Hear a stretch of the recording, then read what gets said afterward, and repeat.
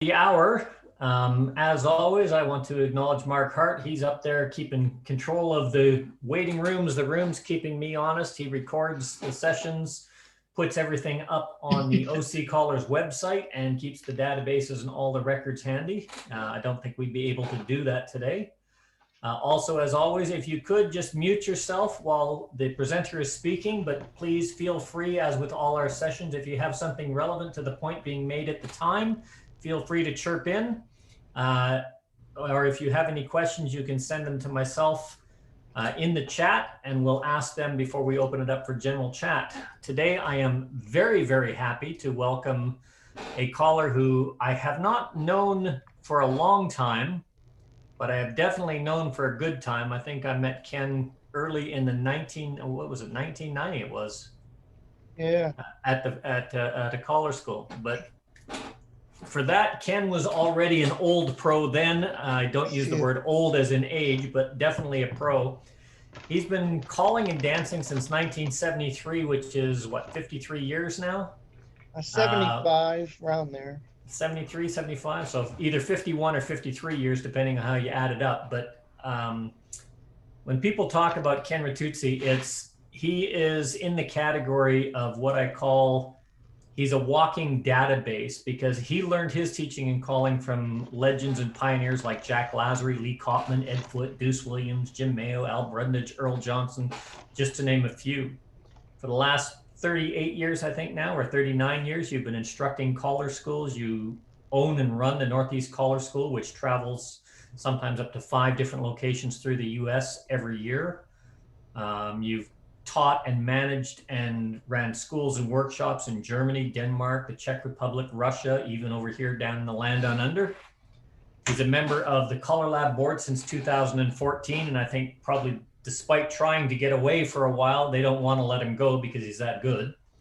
Yeah. He's an accredited caller coach, specialties in understanding music, rhythm, salesmanship, successful calling activities, programming, professional judgment, understanding site calling, being a successful site caller, all the stuff that goes into being a caller that goes well beyond just understanding simple choreography or complex choreography. The list of accomplishments goes on. He calls the whole field of calling from I don't know how to dance right up through C3B, and he's a leader and trainer of callers at all of those levels. I think personally you'd be hard pressed to go to any country where square dancing exists and not find a caller that Ken has not had an active training in, or an active hand in training and encouraging, and that includes myself. So please welcome Ken Ritucci. Thank you. That's just like way too much over the top. So, Ken, let me throw one thing in. Ken and I are good friends, and I bet he will never say this, but his pronunciation of his name is Ritucci, rhymes with AC Ducey, okay? Yeah, I don't fight that anymore, because when people think of an Italian word, they think of like Gucci shoes. And so, but my mother raised us by saying the word Ritucci, and that's what I knew. But either way, I've been called a lot worse, believe me. Yeah, I've been saying Ritucci since 1990, and you've never corrected me on that? I guess. I don't know. Well, thank you everyone for coming. And Mel, thanks for having me. I've sat in a couple of your other Zoom meetings, and I look around the screen, and I'm being very honest here. I look at, in my opinion, very experienced callers, somebody who's been calling and teaching even longer than me, Betsy Gata, accredited caller coach. I see Hannah, I see everyone from around the world, and I see a lot of experience. So I am going to gear this towards just some generality things, because I'm a realist, and I also understand when I look out at the screen of the talent we have on the screen that I'm probably going to say a bunch of stuff that you already know. And I don't know, when we talk about teaching, how much more somebody could talk about without you saying, well, I understand that, or I know how to teach.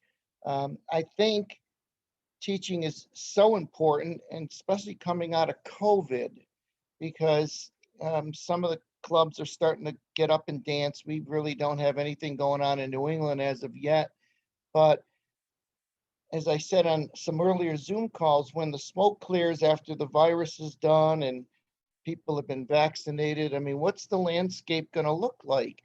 Are we going to have 50% of the dancers back? Are we going to have 75? Are we going to have 25? What are we really going to have coming back out of COVID? I don't have an answer to that. A lot of people have said things like, well, we'll probably lose half the dancers, and nobody wants to hear that. But the key part is to try to get beginner classes going again in some form or capacity. Now, there's been a lot of talk about SSD, and if you are a voting member of Color Lab, you will have the opportunity in early April to formally vote on whether SSD becomes an official Color Lab program. It is currently not. It's an experimental teaching system, and you'll have that opportunity, yay or nay, if you vote and you're a voting member. But it's getting a lot of traction, and I'm not really here to talk about SSD, but it is a standalone program from basic and mainstream that has an early entry program. I'm also well aware that in certain parts of the world, basic works very well, that there are basic clubs, and that callers do teach and stop, and clubs do dance through basic. I don't know, maybe some of the United States callers can set me straight, but as far as I know, I don't really know of any basic club here in the United States. There's just mainstream, which means they plow through basic, go into mainstream, and then unfortunately in some situations, they plow through mainstream and go right into plus. So I wrote down some notes. I've done this presentation at my schools a few times, and they're just generalities, things that you're going to say, I got that, I know that, I do that. But there might be a few things you say, I never looked at it like that before. And worst case scenario, it's a good review. And we got a lot of great minds out there, and I encourage you to chip in. And I guess, Mel, you'll keep track if there's questions, right? Or Mark will. Somebody Yes, will. I will. Okay, Sorry, thank you. I had muted myself. No, that's fine. So I don't know everybody on the screen. There's some new names, so I don't know how experienced some of them are.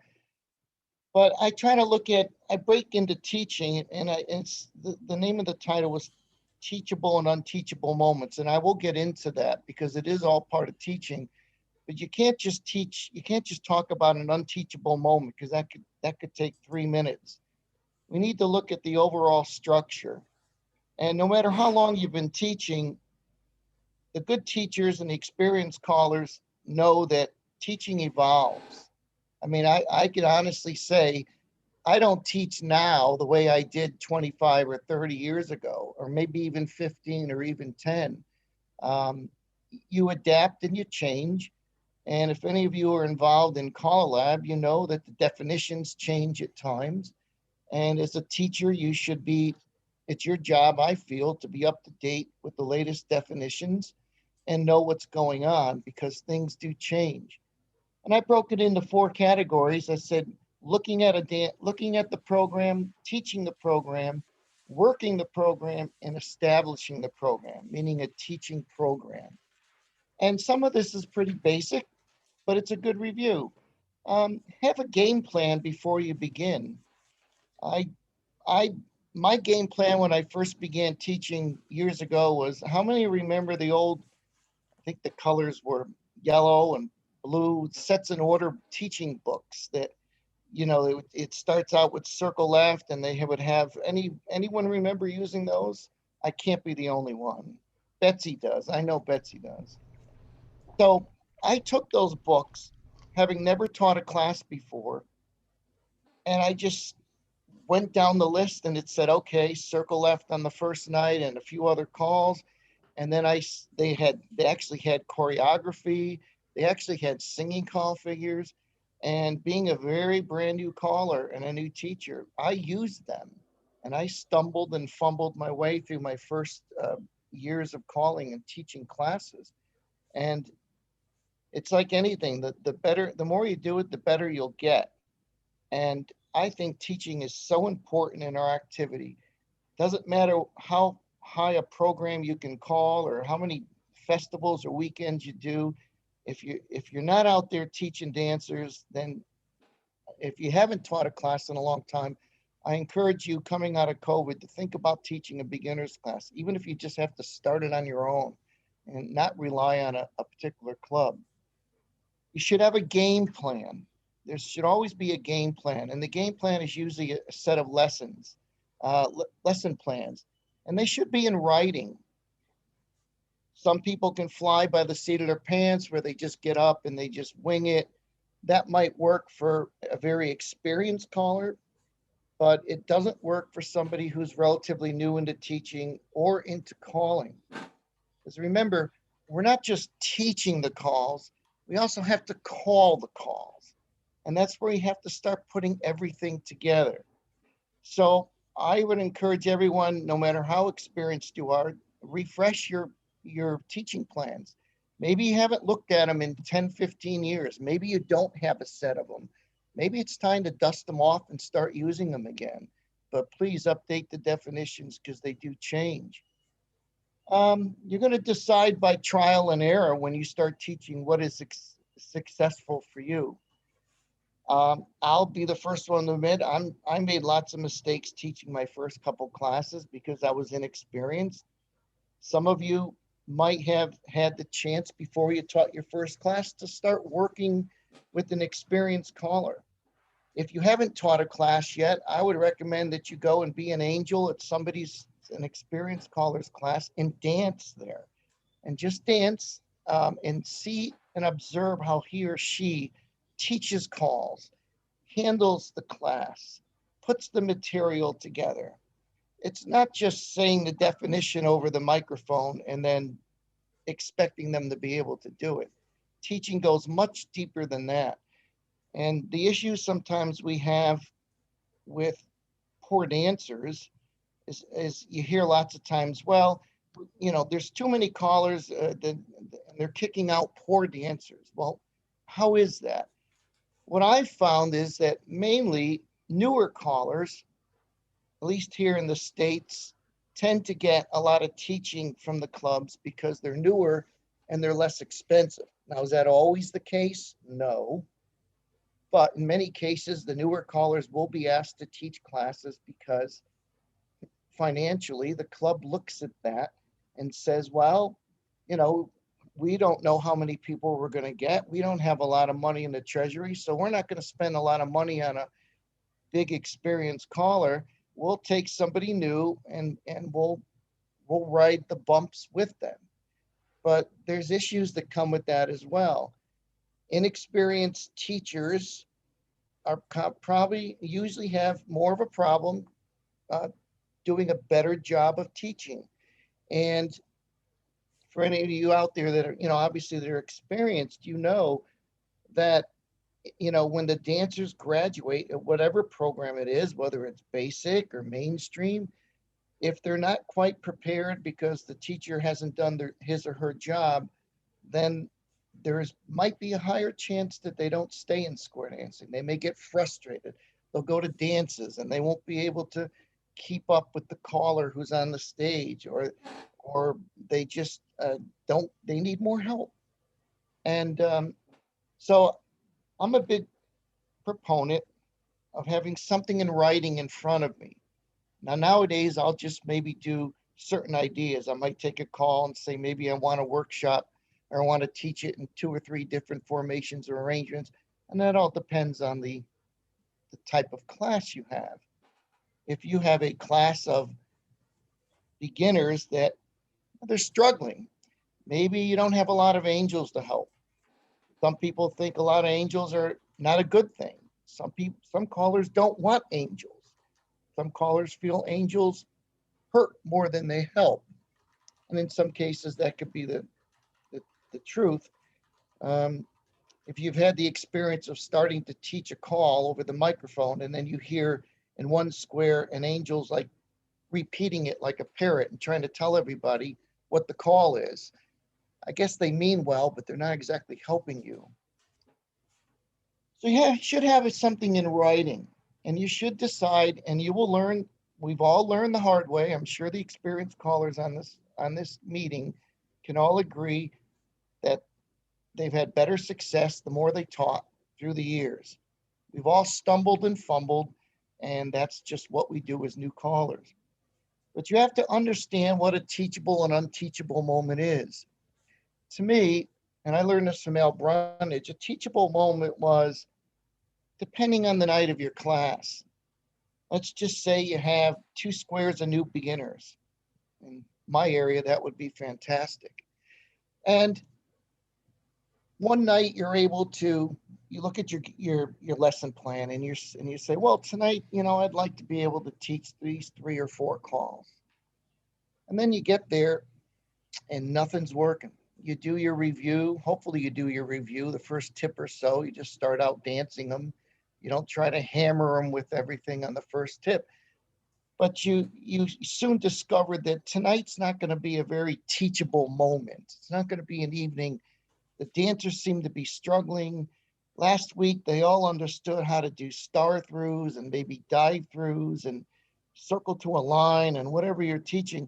And then the next week they come back and it's like they act as if you're speaking Greek to them. Nothing wrong with Greek, but it's just an expression.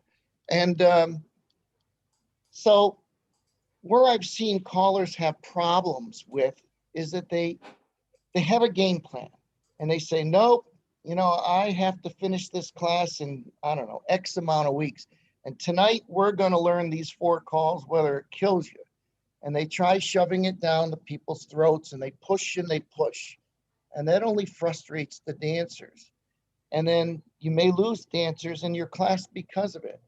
And these are the hard moments that we learn sometimes when we feel our agenda is not the dancer's agenda. The dancers should dictate what your agenda is. If you have a night where everybody's learning and clicking, well, then maybe you could probably throw in another call or 2 and see how they dance. And then maybe you've gotten ahead of your program. But there's going to be those unteachable nights where you're just going to say, okay, it's not working tonight. I don't know why it's not working tonight, but I'm not going to push it because I want the dancers to have a good time. So that might be a night that all you do is just review. Just go back from circle left and circle right, no matter how far you are, and just dance the dancers. Just almost make it like a fun dance. And don't think about, well, now I'm behind. Next week, I'm going to have to teach 6 calls because I didn't get to my 3. That's an unteachable moment. And of course, we all like teachable moments where, wow, everybody's really clicking tonight. This is fun. I mean, look at them. They did this, I taught them this, I taught them that. We're dancing it, we're doing it in singing calls, and they're really having a great time. Well, maybe, I noticed that, flutter wheels on next week's program, but well, maybe I'll teach it tonight. I think they can handle it. They're really looking good. So we have to understand that when it's not a teachable moment, when it's not a teachable night, don't try to shove it down their throat because you're only going to do more damage in the long run. You may say, well, I know that. Well, of course, who would do that? Well, if nobody ever did it, I probably wouldn't have to talk about it. But because it's done, this is why we point these kinds of things out. Again, let me say that your agenda may not always be the dancer's agenda.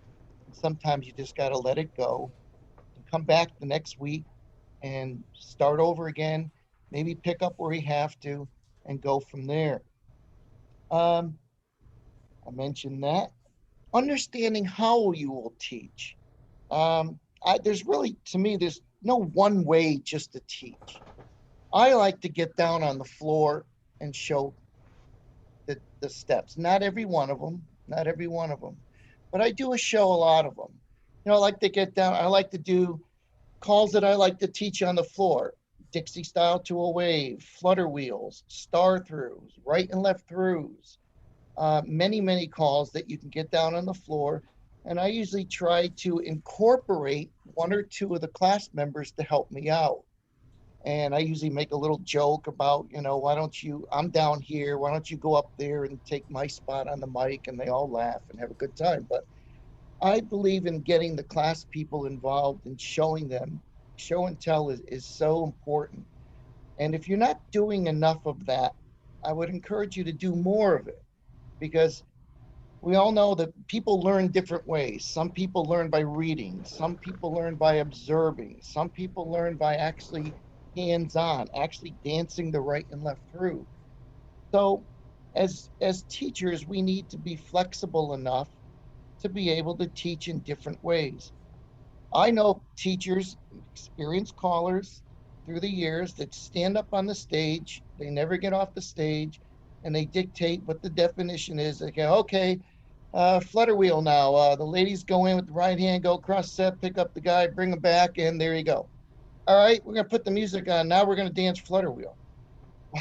What does that mean? I mean, some people might get through it, but I don't think that's the proper way to teach. And again, remember, sometimes you only have one shot at your class to teach them properly. So show and tell is really important. And Mel, if you ever feel there's some good comments here, we can have an open dialogue as well. I actually have quite a collection of questions, but I think you're on a roll. So. All right, let me finish up here and then we'll get going. Okay, I talked about there's different ways people learn. Okay, I have a little saying says, show the call, teach the call, use the call. So there's a difference between showing it and teaching it. If I get down on the floor and I'm going to show the class how to do a flutter wheel, I'm physically going to dance it. I'm not going to come down on the floor and stand there and watch 4 dancers do it.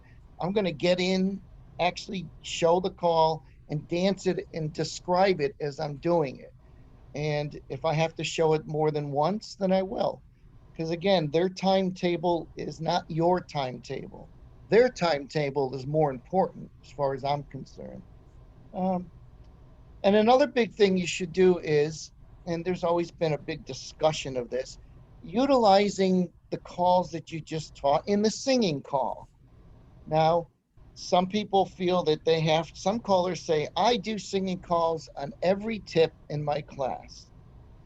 Many of you probably do. I don't. I personally don't do a singing call with every tip. Now, I will utilize the calls that I taught during the evening, and in the end, I'll do maybe 2 singing calls, maybe 3. But I feel, and it depending on the amount of time you have. If your club says, if you're teaching for a club and they say, you have an hour and a half to teach the beginner class, because after that we do plus workshop or something. Well, I would like 2 hours. I don't always get 2 hours. So I personally like to use more time in teaching the calls and doing pattern. I want the repetition of calling the call over and over and over. Singing call can be used, in my opinion, to be sprinkled in during the course of a night as sort of a fun and a relaxing time to let the dancers sort of let down a little bit.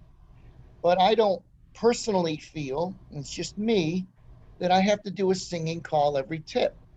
I rather spend the time actually doing the choreography and the repetition and, dancing the call all the way through.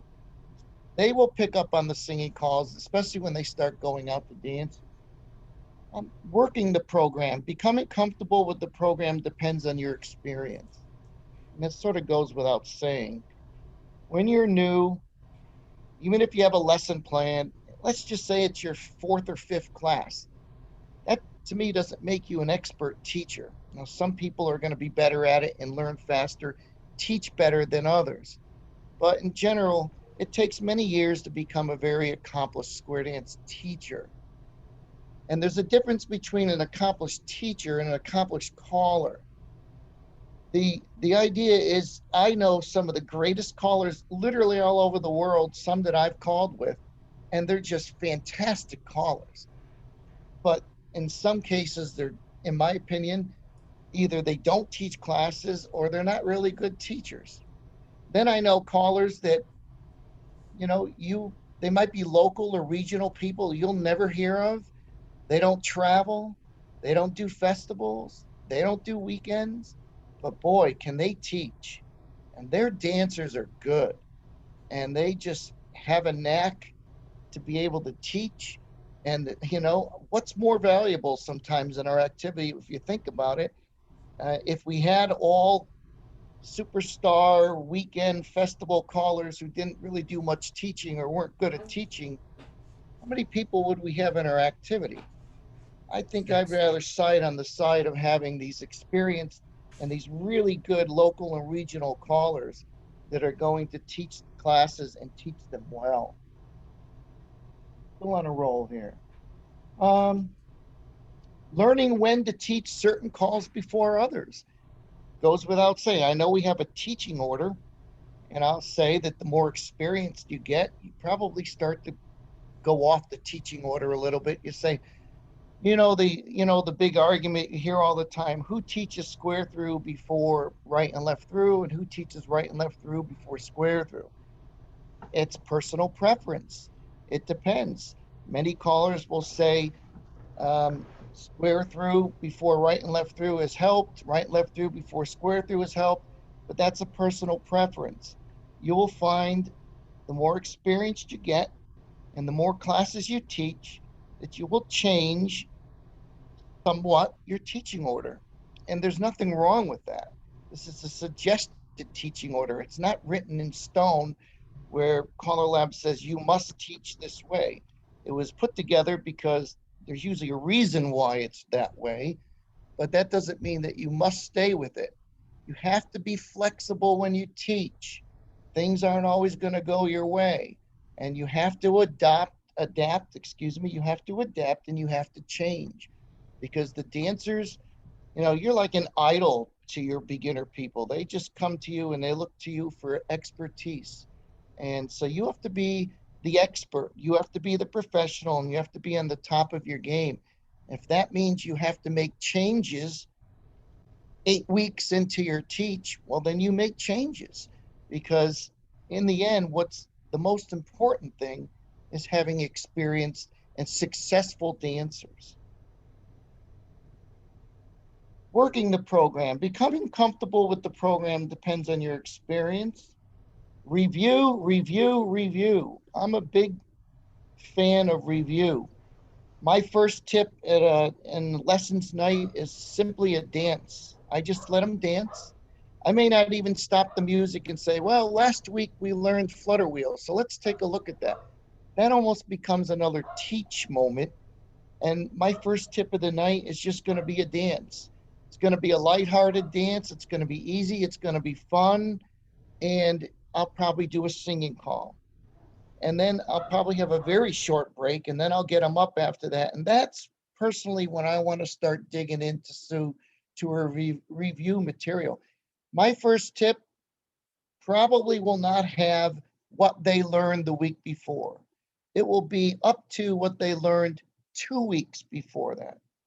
And then the second tip will be a review of what we learned last week. And your review tips might take 2 or 3 tips, depending on how many calls you've taught the week before, and depending on how they're adapting to what's going on. Again, it could be a bad night, could be a good night. You don't know what happens. People might come to the lessons and they've had a problem in their life. There's a family issue, something at work, there's something on their mind, and they don't seem to be as sharp as they were the week before. And then the following week, they may come back and they had a good day and they had a good week and everything is good.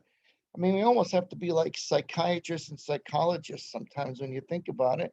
You can't try to get into everybody's head, but you should try to be able to read the signs of your own class. Establishing your program, utilizing your skills to maximize the dance experience. And what I mean by utilizing your skills is as you teach more and more classes, your skills in teaching are going to get better. And with that, hopefully your calling skills will get better. Because remember what I said, we're not just teaching calls, we're calling. It's so important during lessons, that they have a dance experience in some ways.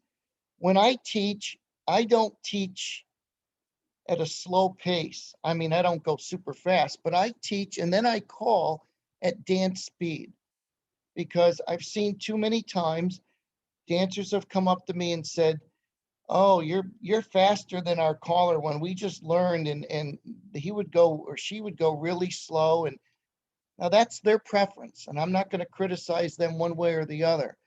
But I feel that once you have taught the calls and you feel that they're comfortable, you should be calling these calls at a regular dance speed, because it's only going to help them in the long run. You probably all know callers who teach very slow. I don't mean they say the word slow. I mean that they actually call slow, because they're sort of giving the, sort of babying the steps along for the new dancers. Nothing wrong with that, but I don't know if you want to do that for the long run. I've had no problems through the years where I teach at dance speed. As far as I'm concerned, if the dancers are having problems with the call, they're going to have problems with the call one way or the other. And it's your job to be able to see that.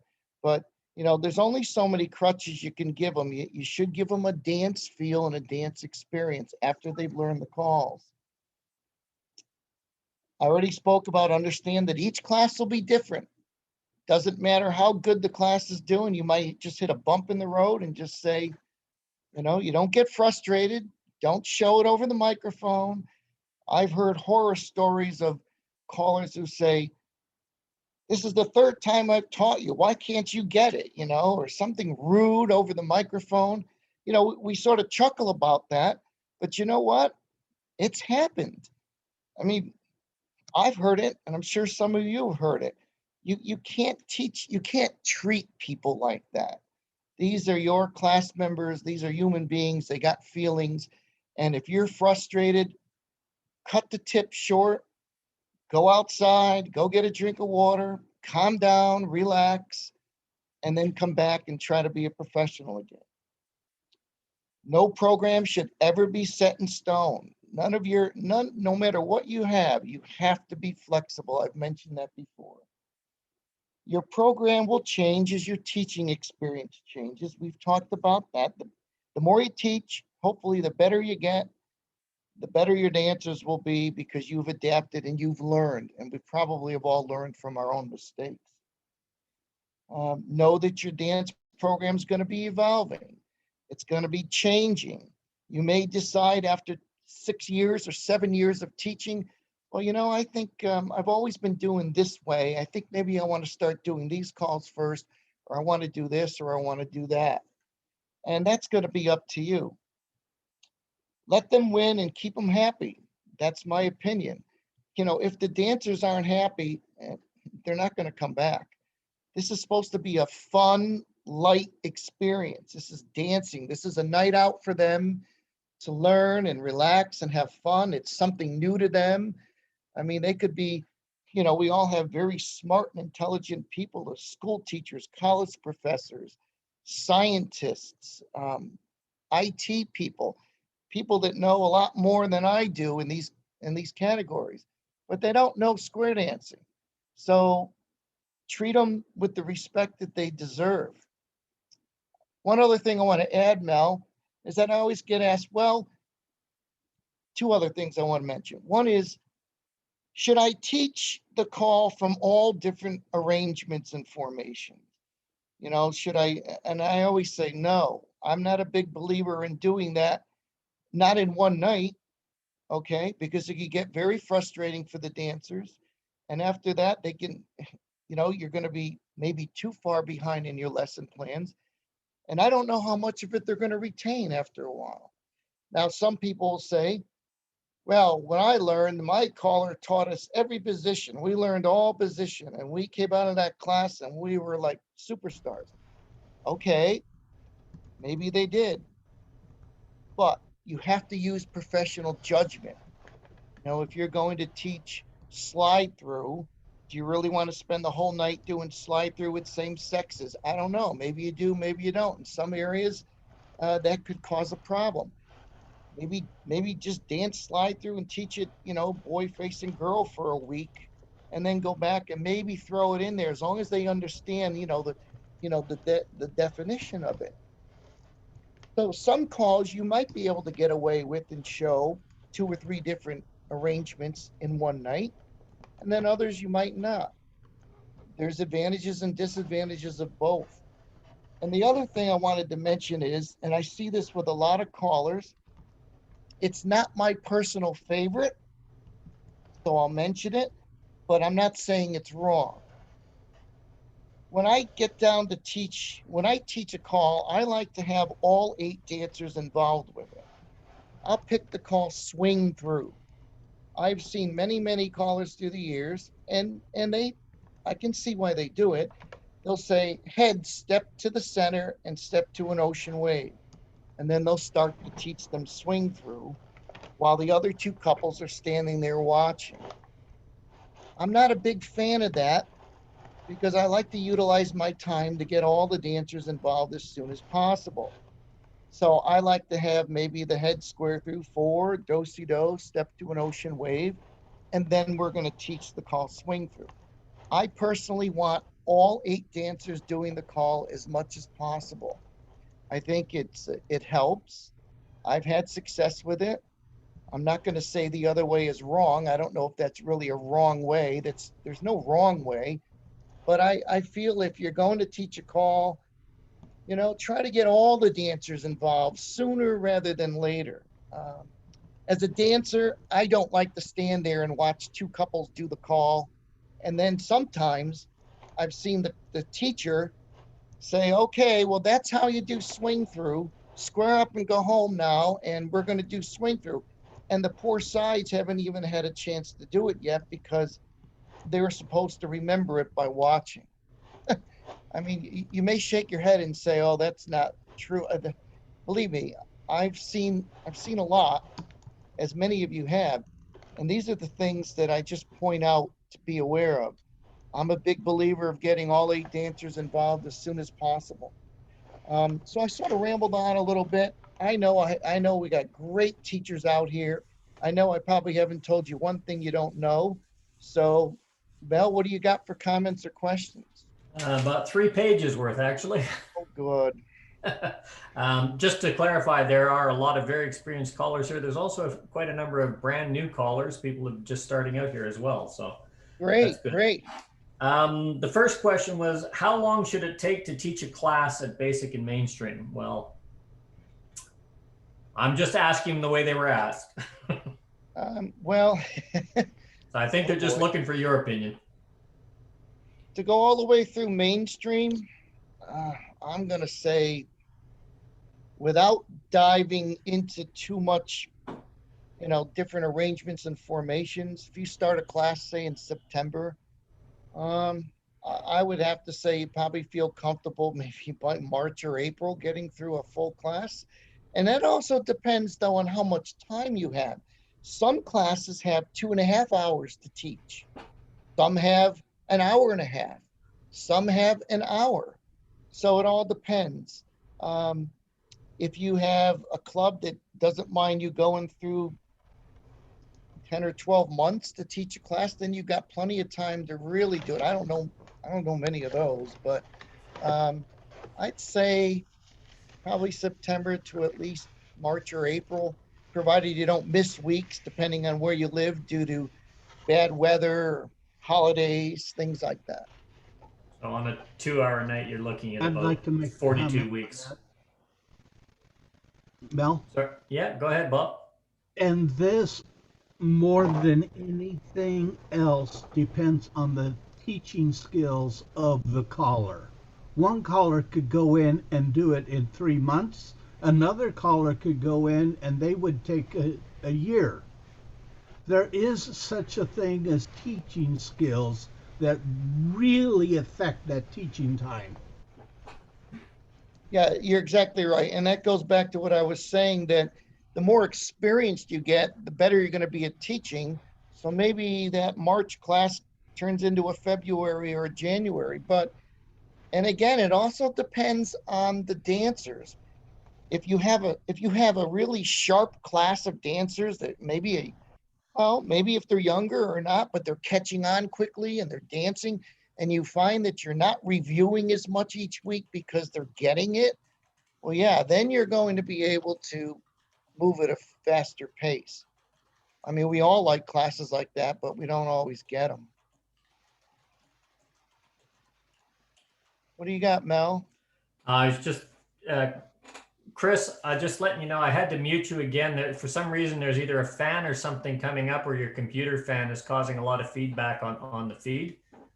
So if you do have something to say, just feel free to unmute yourself, but I'm the one that keeps muting you. Second question was, how much time should be spent on teaching? Like how many movements? I'm not exactly sure where those two goes, but I think that's how much time should be spent on teaching in a night. How many movements should you teach in a night? Well, I've always found in the first couple of nights, once your class officially starts, the first 2 or 3 weeks, you tend to go through sort of a lot of calls, because if you look at the list, you can get circle left, circle right, up to the middle and backs, ladies chains, right and left throughs, right hand stars, left hand stars. You can almost teach a lot of that almost in a night or so, sort of like a fun night, some sort of party dance night.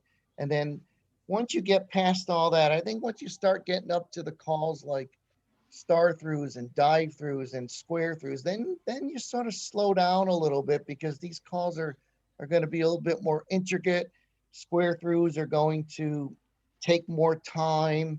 And so then you're not going to have, as those weeks go on, you're probably going to get down to maybe 2-3 calls a night, maybe 4.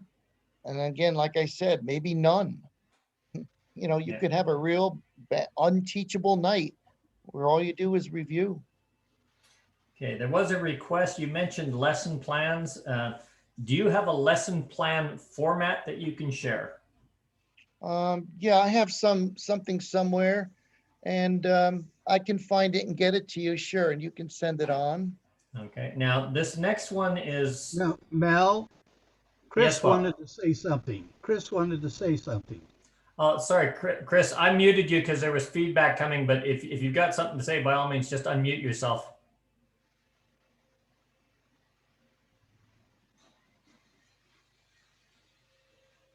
Can you hear me now? Yeah. Okay. Yeah, I don't know what that noise was. Is it okay right now? Yes. Okay, cool. Yes. So I had sort of two quick comments and a question. The comment was just reiterating that thing that Ken said a few times. This is super important, and I'm going to refer to one of my favorite quotes from a John Travolta movie, where he tries to explain to somebody that's involved in a situation there. He says, "This is battle, and battle is a fluid situation." And when you're calling, as you're teaching, you're making second by second decisions about exactly how everything went, and exactly what's going on the floor, and you can modify what you're doing there. So you got to be prepared to do that. And then also, like people are saying, things happen. Sometimes you have a night where you just can't do anything. The moon is full. Too many people are missing. These guys seem like they're half asleep, and it's just not going well. Okay, so now you got to modify your lesson plan. I modify my lesson plan.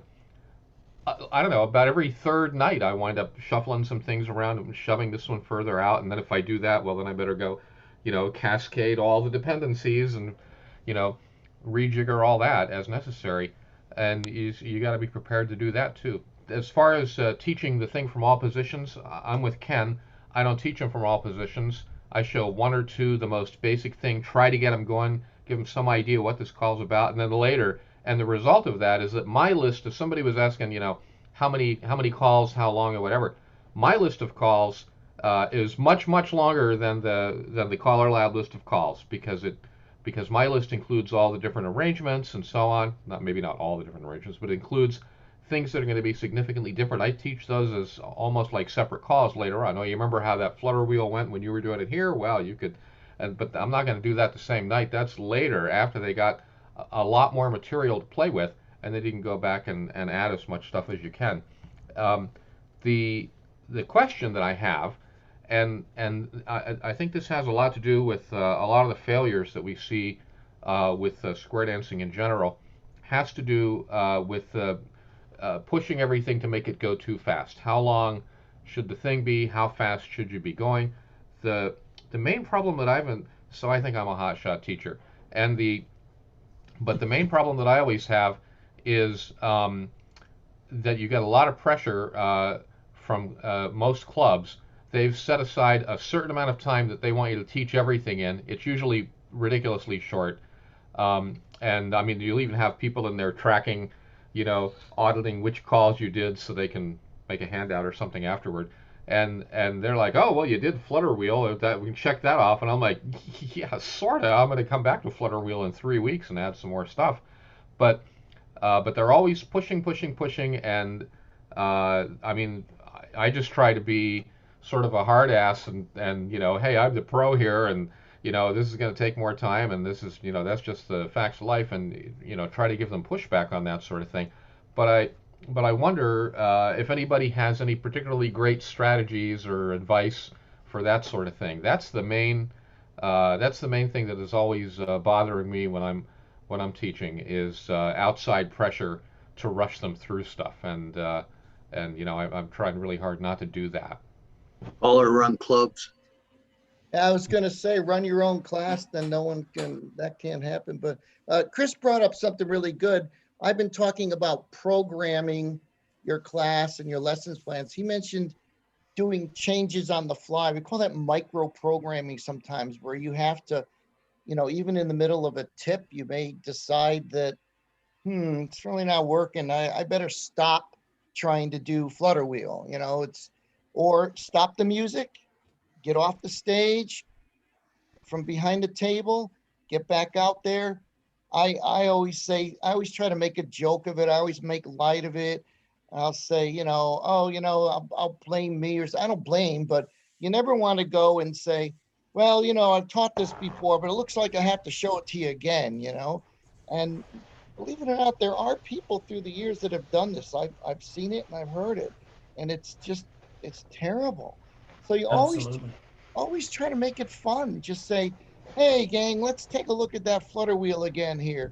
Or if there's an angel in the group that I know very well, there's a friend, maybe you could sort of joke with them and say, John's still having a hard time with that. John's an established dancer and he's a good friend. You have to be very careful if you ever want to, you don't ever want to use people's names over the microphone and say, Mary, turn around again. Well, I told you this 3 times, or, you in the blue jacket or something. Never, never, never call out class people. Never. It's just, these are new people. You shouldn't call out anybody, but these are new people that are learning, and they didn't come to have their name called out over a microphone and have everyone look at them like they've done something wrong. Mel, what do you got? This one, you've actually covered a couple of the questions, and Chris as well, that had already been asked. This one is a combination of different things, so I'm just going to summarize it. It starts off, is it a good idea for new callers to teach a class? I'm following this with, you addressed what's the best way to learn. You said go and angel at an experienced caller who is teaching a class. And then there was a couple of comments on new callers teaching, which says, inexperienced teachers have issues learning how to teach and teaching at the same time. Dancers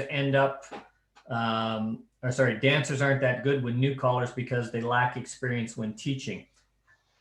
I didn't know if you want to address that, but the main question is it a good idea for new callers to actually teach a class? Well, the last part was, the inexperienced dancers, an inexperienced caller is going to most likely produce, weaker dancers because they just don't have the confidence and the experience to do it. But we all have to start somewhere. And in many places, I've talked to newer callers who say to me, our club caller is 85 years old and he's retiring. We don't have a caller in the area. So the club asked me if I would teach the class. And of course, they're usually at a caller school or a seminar somewhere to say, well, if I'm going to do this, I better get some sort of skills. And that's unfortunate, but it does happen many places around, the world sometimes, that dancers all of a sudden are just thrown into the class as the teacher because there's no one else to do it. They're going to have a hard time, the first year or 2 or 3, unless they can try to team up with an experienced caller and, watch how they do it or get some help. And the first question, should a new caller teach a class? Well, no matter what you say, someone's going to come back at you with a different answer. If I say no, well, then they'll say, well, how are we ever going to learn? If I say yes, then they'll say, well, why would you throw somebody in there that's totally inexperienced? There's no right or wrong. This is square dancing, folks. This is somebody who might have gone to a caller school or 2, and now they've come back and now they're ready to teach. I see Phil Pierce on here. Phil's a local guy up here, but when he taught his first class, he had been to a couple of schools, but he had also been mentoring as an angel in an experienced caller's class. But ultimately, we all got to put our foot in the water, and we all got to get our feet wet. And is it ideal? Ideal would be to be an angel for a class for an experienced caller, and let that caller take you under his wing and say, okay, in 2 weeks, Phil, I want you to teach star through, okay? Or Helen, I want you to teach flutter wheel in 2 weeks. You've got 2 weeks to prepare, look up the definitions, write out some modules, and write a singing call figure. Maybe I'll have you do a singing call, but you'll be prepared. It's not like I'm teaching and Helen or Phil are down on the floor angeling, and I say, hey, Phil, next tip, get up there and teach. It's like, you're throwing them in and you're scaring them. You wouldn't want to do that. Wendy would like to make a comment on this topic. And then you got Bob Elling too. Okay. Something to keep in mind is you don't want someone to jump into calling if they've only been dancing for a year or 2. Once a dancer's been dancing for several years, they at least understand the moves. And so even if they've never taught before, they have a better chance of success with it than a new dancer. Plus, it also depends on how you're going to go about teaching. Like if you're going to be a new teacher and you want to teach basic, from 0 through mainstream from September to March, I can't see that working. And use my own example. When I started to call, the first thing I did when I started to call, I started with a class because I figured I know more than they do. But I did an intro. So I only taught 10 calls, 15 maybe in a 10-week session. That's all I did. At the end of that, I did it over again. And then I did it a 3rd time. And then I figured, okay, I'm getting the hang of it. Now I can continue on. So the thing is, if you're going to be forced to jump into it, do it, but don't bite off so much that you're not going to do it well. Bob, you had a comment on this topic? Yes. Well, when I began my very first year of calling, all of a sudden I had to teach a class. And I luckily found a book called How to Teach Modern Square Dancing by Jay King. And he wrote one of the most wonderful books I've ever seen on teaching. It told you almost what to say word by word for the whole class, how to structure your class and how to do it. Well, after the first year, and back then we had 100 clubs in the association, after the first year, I got a reputation as being the best teacher around. Wow. And it wasn't because I knew that stuff. I got it all out of his books. We need good resources for new callers as a guide and how to teach. My wife did that for clogging, how to teach clogging. And her book is used all over the world.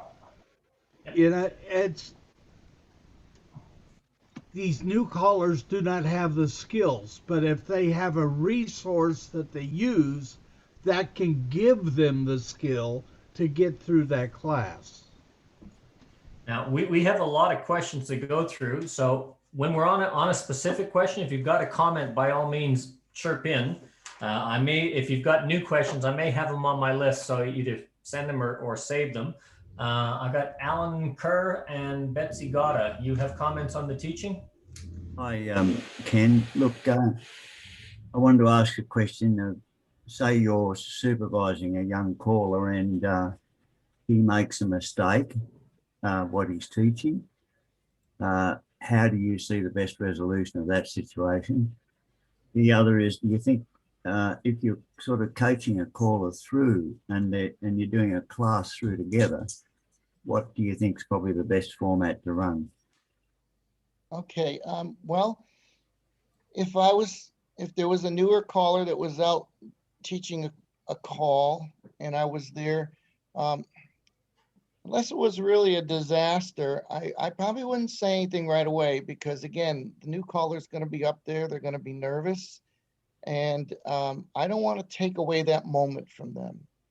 And what I'll do is I'll probably get up the next tip and say, okay, hey, let's give Diane a big hand. Let's give Jim a big hand. And, I want to show you one other little thing about that call that she taught, let's take a look at this. And I'll always say that it was a nice job, but I'll correct it. But I'll correct it in a positive way.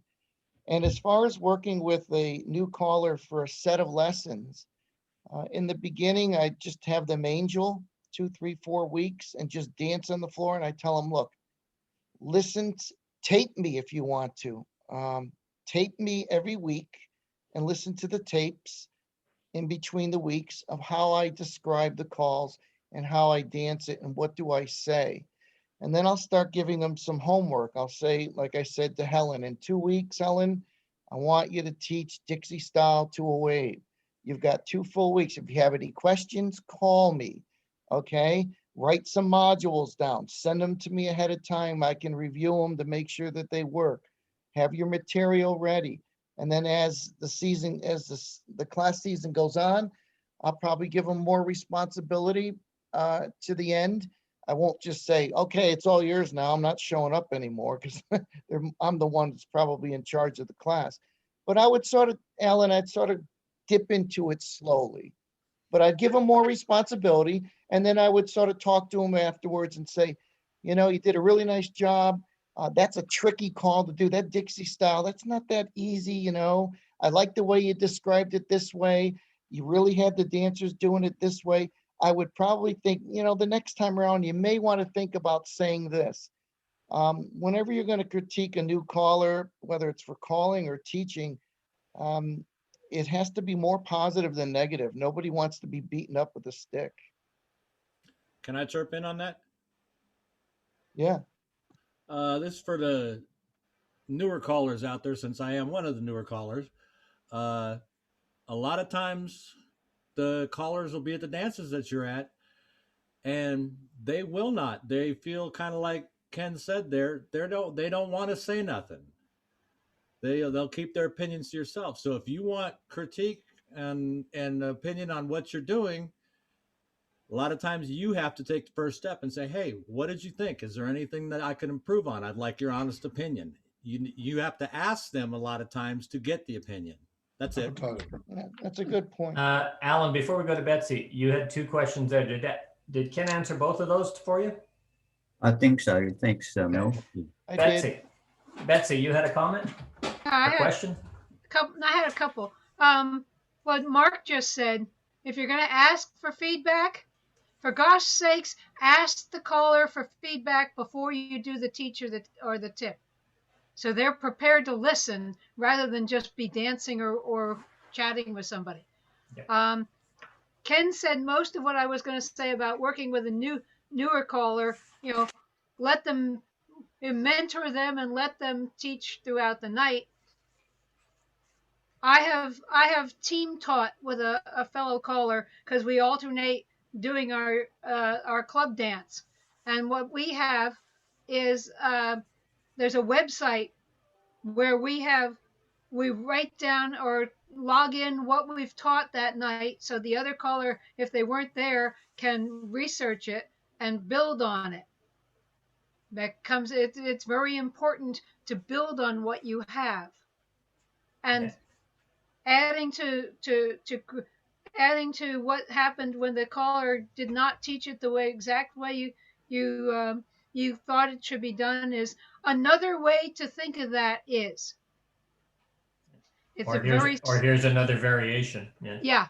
It's another way. And Ken, the best way to teach swing through when everybody's moving, Alamo ring. That's a good one too, because you got all 8 dancers doing it. That's a good point. Right. And nobody has to stand still. Yeah. Right. You've answered these pretty much, but they're kind of in yes or no questions. The first one is, you said you like to have something in writing when you're teaching. Did you mean your choreography or a lesson plan? I think you've pretty much answered that. That's the lesson plan and the choreography, correct? Yes. I mean, when I was brand new, I wanted everything. For new callers, if you're teaching your class, write modules. The issue that we have, that we see at the schools, and Betsy knows this, and those of you who run schools know this, it's not only just teaching, and I'll talk about callers that have been calling 3, 4, 5, 6 years, even if they have a weekly group. The hardest thing for newer callers to learn is they struggle with what call comes after, what can they call after another call. And that's why when you dance to new callers, you get a lot of stop go. Stop, they call it, then there's stop. Then they call it, then you stop. It's because they're not sure what to put next. And if you listen to them call, and you say, okay, you can call anything on the mainstream list, like 68 calls and some variations, you'll probably get about 15 or 12 or 20 calls the most during a tip, because their vocabulary, so to speak, is not as broad as it could be for an experienced caller. That's why when you're going to teach your first class or second class or third class, write the material out and then have it build from the next week. Write a new module that not only includes what you had in it last week, but now you're going to add star through, you're going to add flutter wheel, maybe we're going to add square through. And then that's how they're called, I learned the term baby blocks of choreography. These are building blocks of choreography. And by building these modules, what you're doing is you're building enough material to eventually call a tip, 2 tips, 3 tips, 4 tips, a whole night, whether you're teaching it or not. I mean, if you're teaching the calls, one thing, but now you've got the material to build. And that's so critical. Now, as you get more experience and you've been calling for 10, 15, 20 years, you might not have modules in front of you. Maybe you sight call, maybe you do some other method of resolution, and then you're resolving and you're moving the dancers that way. But that's just all the evolution of learning how to call and become a better caller. This next question, the good news is these are the last 2 questions on page 1, and on page 2 and 3, I started writing larger. I think you pretty much answered this. What do you do about clubs directing what should be taught and when? And I'll just finish this. This goes hand in hand with the example. The other club does it so much faster than we do. We take longer. And so when we have local dances at new dancer level, my dancers can't go. Well, there's 2 different issues there as far as I'm concerned, but that's a mouthful. The first one about, if you're being hired by a club to teach a class and they're paying you and you're brand new and they put you under that, I'll call it pressure to say, well, next week we want you to teach these calls, and then we want you to teach that call, or you're going too slow. We got graduation dance is March 15th, and we need we need everybody graduated by that date. A new caller doesn't need that pressure. And I would recommend, if you get that kind of pressure, I would go to an experienced caller and I would get their advice. Or you might have to sit down with the president and the executive board and just say, look, I'm brand new. I'm doing the best I can. I said, I'm learning as I'm going here. You're going to have to be honest with them. An experienced caller most likely is just going to, many times wouldn't get that anyway. Yeah. They wouldn't come to me and say, these are the calls we want you to teach next week. And I would look at them and say, okay, and then I would go and teach what I wanted to. But I would get them through it anyway. But they tend to do that to newer callers. If it does happen, they sort of intimidate, and a new caller's got enough on their minds. They don't need that. They don't need that pressure right now. I think that goes hand in hand with what Betsy was saying about asking for critique. If you want somebody to critique you, ask them beforehand. If you're under that pressure from the club, be open, be honest, be brutal. You're going to have to be brutal and say, look, you hired me to do something. I'm doing the best I can. You've got to be willing to put yourself out there and actually say, my neck's going to be on the line, but I have to tell you this in all honesty. Absolutely. Yeah. You got to think of the class first. What's going to help the class before the club. Yeah, and as to the second part of that question, I think that's more of a regional issue or a neighbor dispute between clubs. When one club does it faster than another club and the regional dancer is set at the fast level, that's just poor regional management, in my opinion. Yeah, you can't try to keep up with the Joneses. Yeah. Okay, page 2. What is in your opinion, what's the best way to catch up when you have an unteachable night, especially if you're on a tight schedule?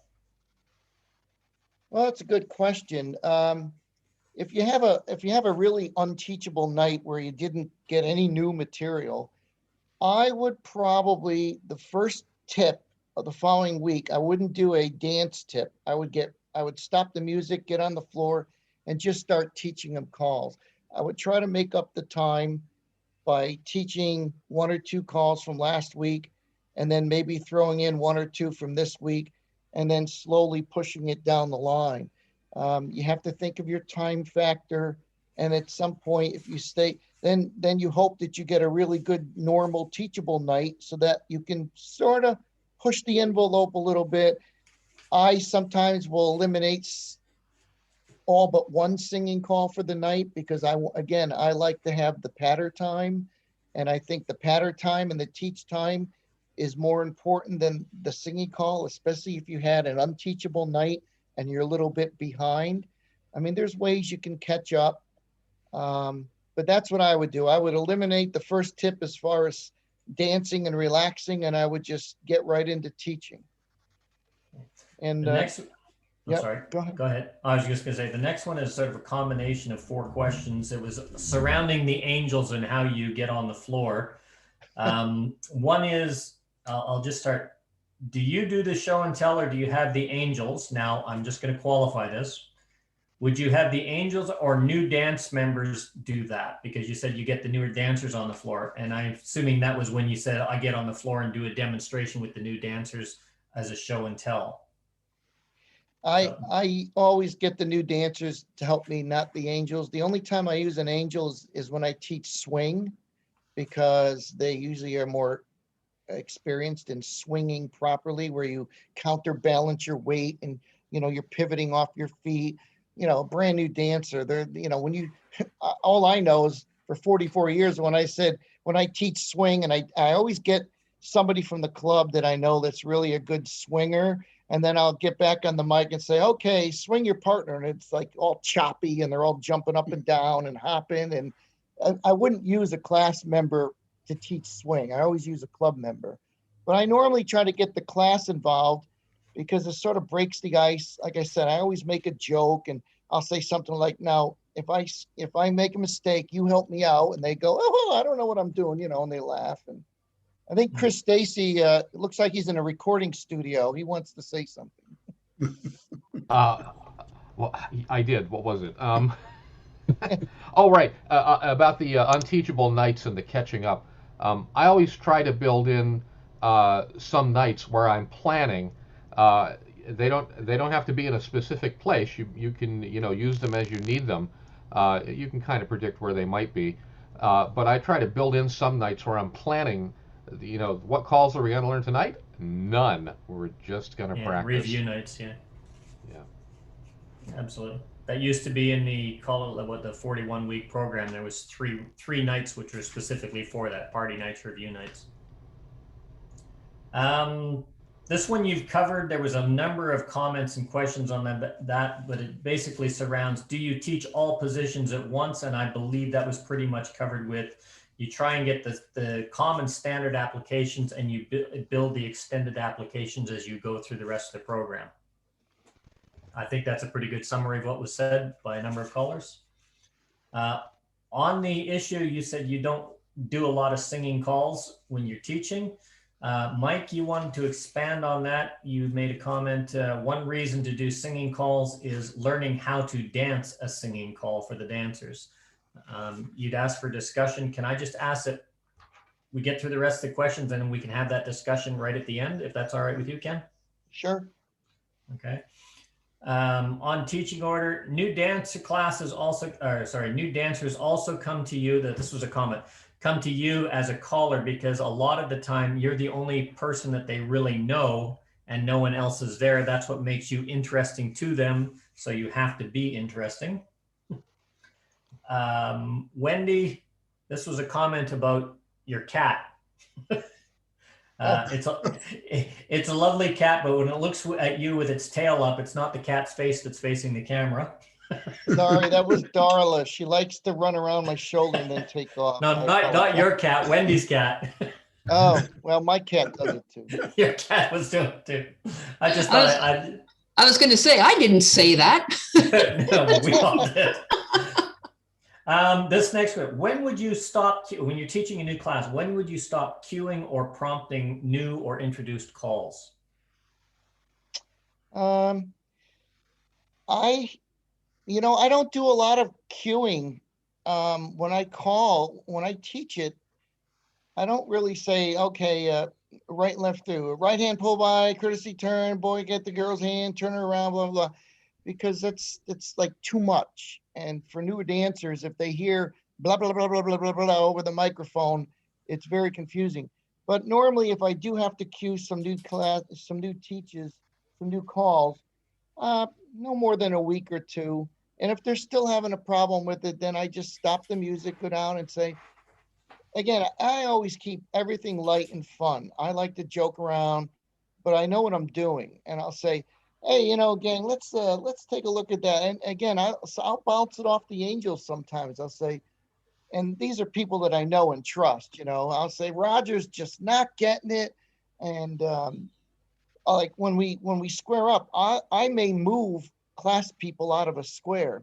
And then you'll soon discover that you're who's strong in your class as class members and who's weak. And then sometimes I'll say, I always joke, I'll say, John and Mary, who's the class, I'll say, we're going to move you to the back square, and Bill and Denise, you come forward. Now, Bill and Denise are angels, and they're very weak dancers.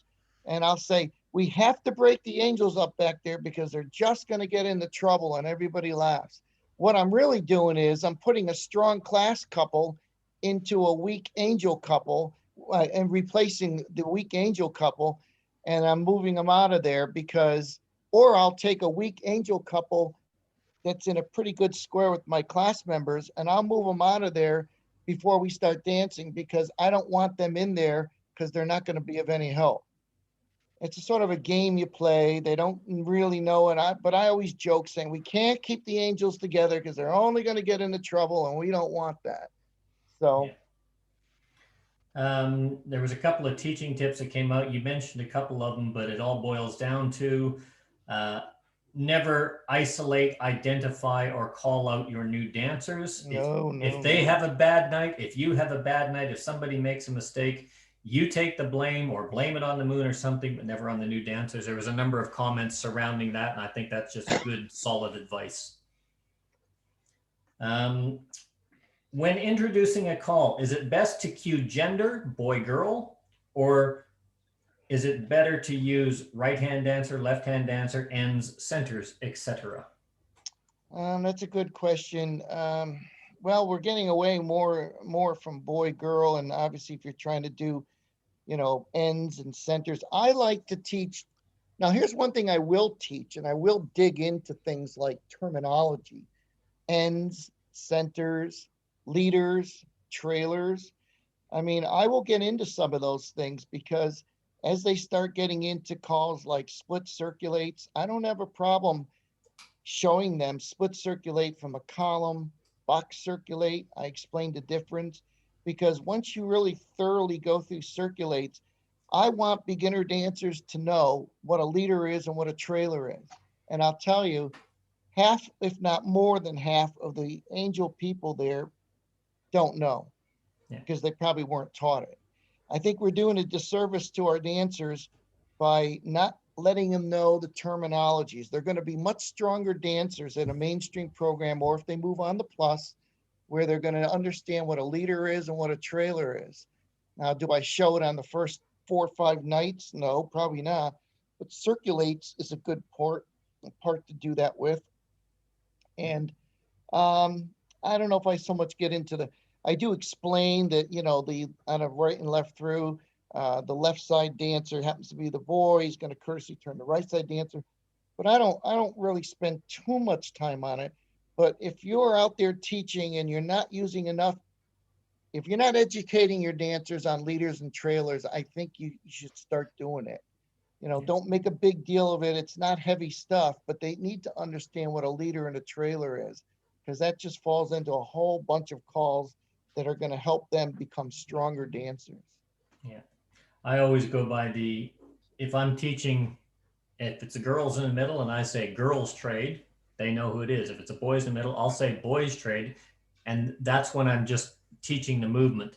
Then I'll get mixed gender, centers trade. And when I'm calling, it's ends, centers, boys, girls, it's mixed in and out. And it doesn't matter if it's girls, I might say centers and so on and so forth. I think they should all be used, and they should all be used with variety when they mean the same thing, as long as it's not adding to confusion. I start that way. If I have a boy, girl, girl, boy, ocean wave, I'll say boys circulate, girls circulate. And then eventually I'll do centers and ends. I agree. Yeah. And happily, last question before we get into that discussion with Mike. What about holiday dancers? Those are the dancers that go away for 3 or 4 weeks in the middle of a program and then come back, and the class has left them behind, but they want to join in. What's the best way to deal with them? This is what I do. I explain to the club, if I'm teaching for a club, and I explain to that couple, I'll say, look, glad you had 2 months in Florida. It was great. We missed you. Welcome back. They go, well, we still want to learn. We're a little behind. We're behind. I go, yeah, the class has moved on, but this is what I'll do. Either can they come in a half hour early before lessons and I'll work with them if I can get some angels to help, or what I do is I will put them in a square with 6 angels, and I will review for them and try to catch them up, but I will certainly keep them in with angels all the way up until I feel they're comfortable again. If they're strong dancers, they're going to get out of that pretty quick and get back into the regular group, but I'll surround them with angels as much as I can. I may have them sit out the first tip or two and say, look, I need to work with you in between the tips, or the brackets for my Australian friends. In between the brackets, we're gonna, you know, I will work with you. So it's like nonstop for the night. It's a lot of work, but if you really want to get this couple in your club, or you want to keep these people, then you're gonna have to play, you're gonna have to do something extra to bring them along. But I wouldn't just say, oh, you missed 2 months. That's great. Well, square up and, you know, good luck with the 20 calls that you don't know that I'm about to call. Yeah. You know, you're not going to do that. Yeah. Find a way is basically what you're saying. It's extra work. Yeah. All right. That's all the questions that we had come in. Before Mike starts, did anybody have anything on that? Mike was asking about, or not asking about, but wanted to start a discussion on one reason to do a singing call is to learn how to dance a singing call for the dancers, but also learn how to call. Dancers need to learn how to dance a singing call because it is a bit different than patters, but it's not really. It is. And like I said, when I said that earlier, I said, I already know that there's good population that's going to feel otherwise. I get it. I understand that. My reasoning was that I prefer to use the time more for the patter and the teaching. I understand when you start doing a singing call with new dancers, your timing's going to be way off. You can't go as fast as a normal singing call. They're not going to keep up because the call that you're using in it are new to them. The reaction time is slower, and you're just going to have to just understand that. I understand that lots of callers say, no, they got to have a singing call every tip because of that reason you just mentioned. And I don't disagree with that. But I feel based on, unless somebody gives me 3 hours to teach a class, which no one ever has, I like to utilize the time for the choreography and the repetition and the pattern. It's not that I don't do singing calls, but I'll tell you, the singing calls I do, they're not pretty because the dancers just, the reaction time, it's almost like learning something totally different. And they'll usually catch up, especially when they start going to dancers. And, they're going to get a singing call every tip. Jeff Seidel, you had your hand up. You're muted, Jeff. Yeah. No, how long do you keep the doors open for new people to come in? Like when I have a beginner's class, I don't teach that much in the first few weeks because I tell the dancers before they go home, if you've got friends that you would like to introduce to square dancing, please bring them along. So we do the same program for a few weeks. Do you get that many people? They come in the door, you shut the door, and that's the end of it, and we start teaching? Well, yeah, I understand where you're coming from, Jeff. That's a hit and miss. It depends. If traditionally in the New England area, they have clubs say we're going to have 2 free fun nights. So that means, the first 2 nights or maybe 3 free fun nights. So that means that you're going to be repeating the first 10 or 12 calls or whatever the first 2-3 weeks. Now, after that, if we sort of like, if they've closed it off and they say, okay, this is our class, the 4th week, they might come up to me and say, oh, we got this really couple, we got 2 couples that really want to learn and they really want to learn. Will you let them in? And I'll go, okay, I'll let them in. But that might be the part where I work with them in between the tips or the brackets because maybe we've moved down a little bit and I don't want to stop the class because at some point, some of them start saying, oh my God, we have to learn circle left again. I mean, didn't we do this for 4 weeks in a row? So I will try to squeeze them in and bring them up and I'll announce to them, I'll say to them, well, look, you're going to get a few more calls thrown at you because the class is a little bit ahead of you, but I'll work with you and I'll make it work. And they're usually, okay with that. And then at some point, you just have to shut it off because the class won't progress if you have to go back to ground zero. Absolutely. We're now 20 minutes past the hour, so please don't feel obligated that you have to stay. There's a lot of great discussion. There's probably going to be a lot more coming up, so stick around if you want to, but don't feel obligated. Chris Stacy, you had your hand up waiting. Well, before Chris starts talking, hey, Chris, you got to hold on a minute. Mel, can I do a shameless plug? Absolutely. Well, the only reason why I want to do this is because of the activity being down right now, for the most part, and Zoom, we're doing everything by Zoom.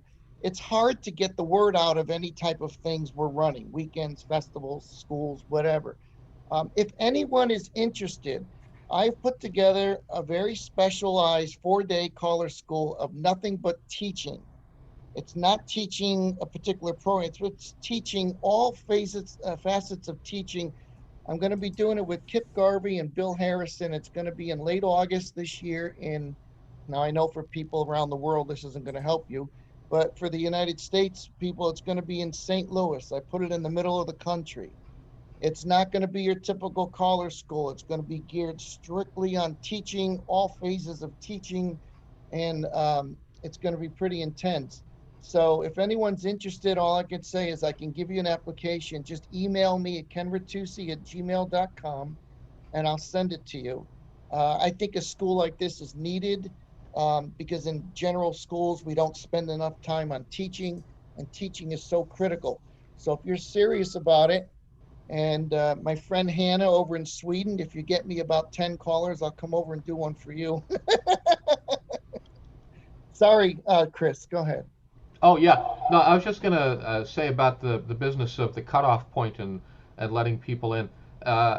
most of the groups that I call for have done that same thing, where you have some number, maybe 2 or maybe even 3 at the beginning before you really start to progress. And I do all the same things that you were talking about there. One thing that nobody mentioned was for the repeat of the material on those first 3 weeks. What I always do is there'll be some core material like circle left and stuff that's going to get done every time, but for some of the calls that I'm going to do on the first night, I'll mix it up so that the people who come 3 times in a row to these non-progressing dances, they'll see slightly different materials, so it won't be all exactly the same to them, and they'll feel like they're learning. You need to go back and fill those in later, but that's a little trick you can do just to keep the regular people entertained. That's a good point too. Mix it up a little bit for the ones who've been coming every week. John Anthony's got his hand up. Yeah. When I was up at your caller school, it was the 5th one, it was 2. I'll be back soon, hopefully. Health is getting better. Good, John. Well, you had Jeff Priest up there, and he had a book I got from him on Core 20. This was about 7 years ago, I guess. And on that thing had the first 20 calls, or simple calls, which I took and put together into making into a circle and teaching those calls and while being in a circle. So everybody's dancing all the time. Oh, that's a great idea. Sammy, and then, yeah. And then once they had the basics down with the circle bit going, I would then put them into squares of 4, mini squares, and do the calls. And that worked out great. And then, and then finally we ended up breaking them into a full square of 8. And now they knew the call, and all they had to do was get used to somebody else doing it while they're standing still, rather than standing still from day one. That's another good point. Good. That's a great point, John. See, these are things that we learn as we go along. We get more experience. This is all. There's really no wrong answer. I mean, these are great ideas. Thank you, John. Yeah. In fact, John, just to add on to that, I've got on the calling schedule coming up in May, Jeff Priest, I believe you've been in conversation with, has also done a lot with the Core 20 book that you were talking about. And he's going to be talking about that as well in a session on teaching basics and getting people dancing basics. So it is something that comes around. And as Ken was saying earlier, there's not a lot of time. There's not enough time spent on core fundamentals, because they always get overshadowed by being able to resolve the square or sight resolve, which seems to be everybody's focus. But it's a smaller part of calling than all this stuff that goes into giving dancers a good time. And that's what's going to keep the people on the floor, is getting them moving, getting them learning, giving them a good time while doing all this, and take your time doing it. Yeah, well, what I've do is it's like a circle left, circle right, forward, back. Then I'll give them into an Allemande left, and then a forward and back, and then a turn through that they're using both arms. And we'll do it a few times around, and they pick it up. And then when you make your right hand stars, come back and teach and have them do a do-side-do and such. And that way they're picking these little calls up, but they're from different positions. They're not just in a square and watching somebody do it. And then when they go to do it and they're seeing somebody went this way, oh, I'm supposed to go that way too, because the blind mind says that's the line that I went. Where here they're doing it they're on their own, and it seems to work. So I do it for first nighters a lot, and it works great because they're dancing all the time. Yeah, that you're giving them the instruction as you're teaching them, and by the time you get into your third tip, they have the steps down. It really works nice. Absolutely, John. Before we move on to Mike Gormley, I think it was you, Mike, that wanted to have a bit of a discussion. Linda, I've got a question for you. Is that just a square glass, or are you drinking out of a bottle of Jack Daniels there?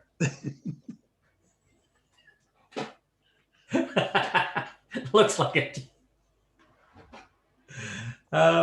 Mike, was it you that wanted to have a bit of a discussion with Ken about learning to dance singing calls and how that affects dancers?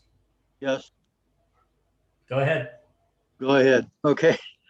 I wrote down about 6 bullet points here. I don't know if you just want me to run through them all before people interrupt to do a rebuttal or whatever, but I do think that singing calls do require some teaching, and you do need to devote a little bit of time to singing calls.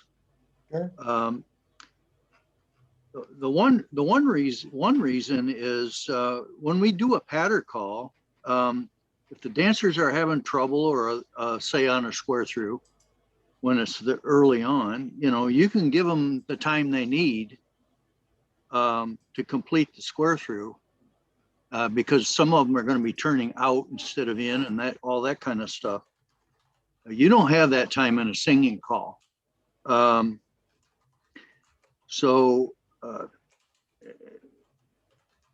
the point about the singing call is that the music is marching on. I try to tell the students that I can give you all the time you need in patter, but in singing calls, I got to keep moving because of the phraseology of the music and everything, and how everything times out. I try to teach them to know the music. Hopefully they've took high school band or choir or something like that, to know the music, to know when the end of the 64 beat phrase is coming, that something, that perhaps if the heads are started out, they'll know that it's going to be a new sequence starting out, taking off again. And if they're halfway from home and promenading, but the music is just now starting into a new sequence, I try to get them to realize, hey, you got to pick up the pace a little bit to get promenaded home, because the music's going to start again. So I teach that. It's all about keeping the square small, so they're not taking 20 beats on a promenade, they're taking 16 beats on a promenade. And yes, you can teach that in particular during the patter music. You can teach keeping the square tight. In some singing calls, a 4 ladies chain, for instance, over and back, it really needs to be done in about 16 beats of music. And if they're going to take 20 beats to do a chain over and back, then they're going to get behind. So I try to emphasize it's a singing call. If it's a patter, I can wait for you to take 20 beats, but if it's a singing call, you really need to get back there. Yeah. I think Ken addressed that in one aspect. Is sometimes you may have to teach slow to learn the movement, but when you start using the movement, you do it at dance speed, so that the dancers are dancing at dance speed, and that will affect a lot of how they do perform when they do get exposed to singing calls as well. Mm-hmm. Well, I'll admit though, it's singing calls. I said earlier, they're tough, and I know Mike's right on. You're sort of under the gun.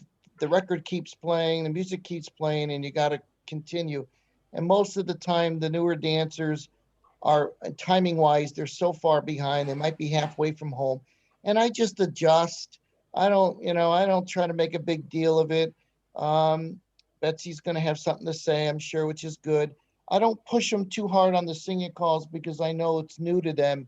Again, I just don't do a lot of them in my classes at this point because to me, I'd rather have the patter time. But I do them, and I do realize that it's something new. Betsy's got something to say. Okay, I'm unmuted. And Ken, you mentioned that there was a debate about whether or not to do singing calls. There's also a debate, or has been for years, about when to use a figure that you've just taught in a singing call. Do you use it the first night, or do you use it down the road? I myself subscribe to the feeling that if I want to do a singing call and make it relaxing for the dancers, they need to be comfortable with the figures that they're going to be using. And therefore, I would not put a brand new call into a singing call, because then I would have to slow it down. They wouldn't have any reaction time, as you have said previously. Therefore, I would, and what I think of is I teach the call in 1 week, I review the call the next week. By the third week, I start to hope that they have learned it. I don't guarantee that, but I would probably not put a new figure into a singing call until possibly the 4th week, when they've had time to start bringing it up to speed, because part of learning to do a singing call to me is learning to dance up to speed. And Right. I have to push them that way, and otherwise I'll baby them. Yeah, no, I don't usually do it the same night. I'll use last week's or the week before. I'll build it up unless it's something that is extremely easy, like right hand or left hand stars or something. I'll throw them in, ladies chain maybe. But when you start getting into the more complicated calls for them, I don't say, okay, hey, now you did square through, let's throw it in a singing call. And then their timing is off, they're not getting it, they're probably not doing it correctly. Again, this all comes with professional judgment. All of these things are judgment. Only you will know, and you will know your classes. And like I said, what worked 1 year for singing calls and which calls you threw in might not work the next year. But all this comes in due time. The more you teach, the better you'll get, the more experience you'll get, and you'll start to be able to do more micro programming and keep these lessons flexible. This is definitely going to be a topic of discussion. I know a lot of callers that use, if I teach, I like to do the singing call with the movement that I teach as the reward, but I do it on the standard application. It's always a simpler version. So I might teach a left-handed Ferris wheel and a right-handed Ferris wheel and a boy, boy, girl, girl over the course of the thing, but I'll only use one version in the singing call, and that would have been used in the pattern. I've got Bob Elling's hand up. I've got Chris Stacy's hand up, and I know there's a lot of people. I go back to the adage that both Betsy and Ken have gone with. There's different ways of doing things, and the one that works for you and your club in the best interest of the dancers is the one that you should be using. If it's working, use it, but don't be locked into something because something might work better. Bob Elling.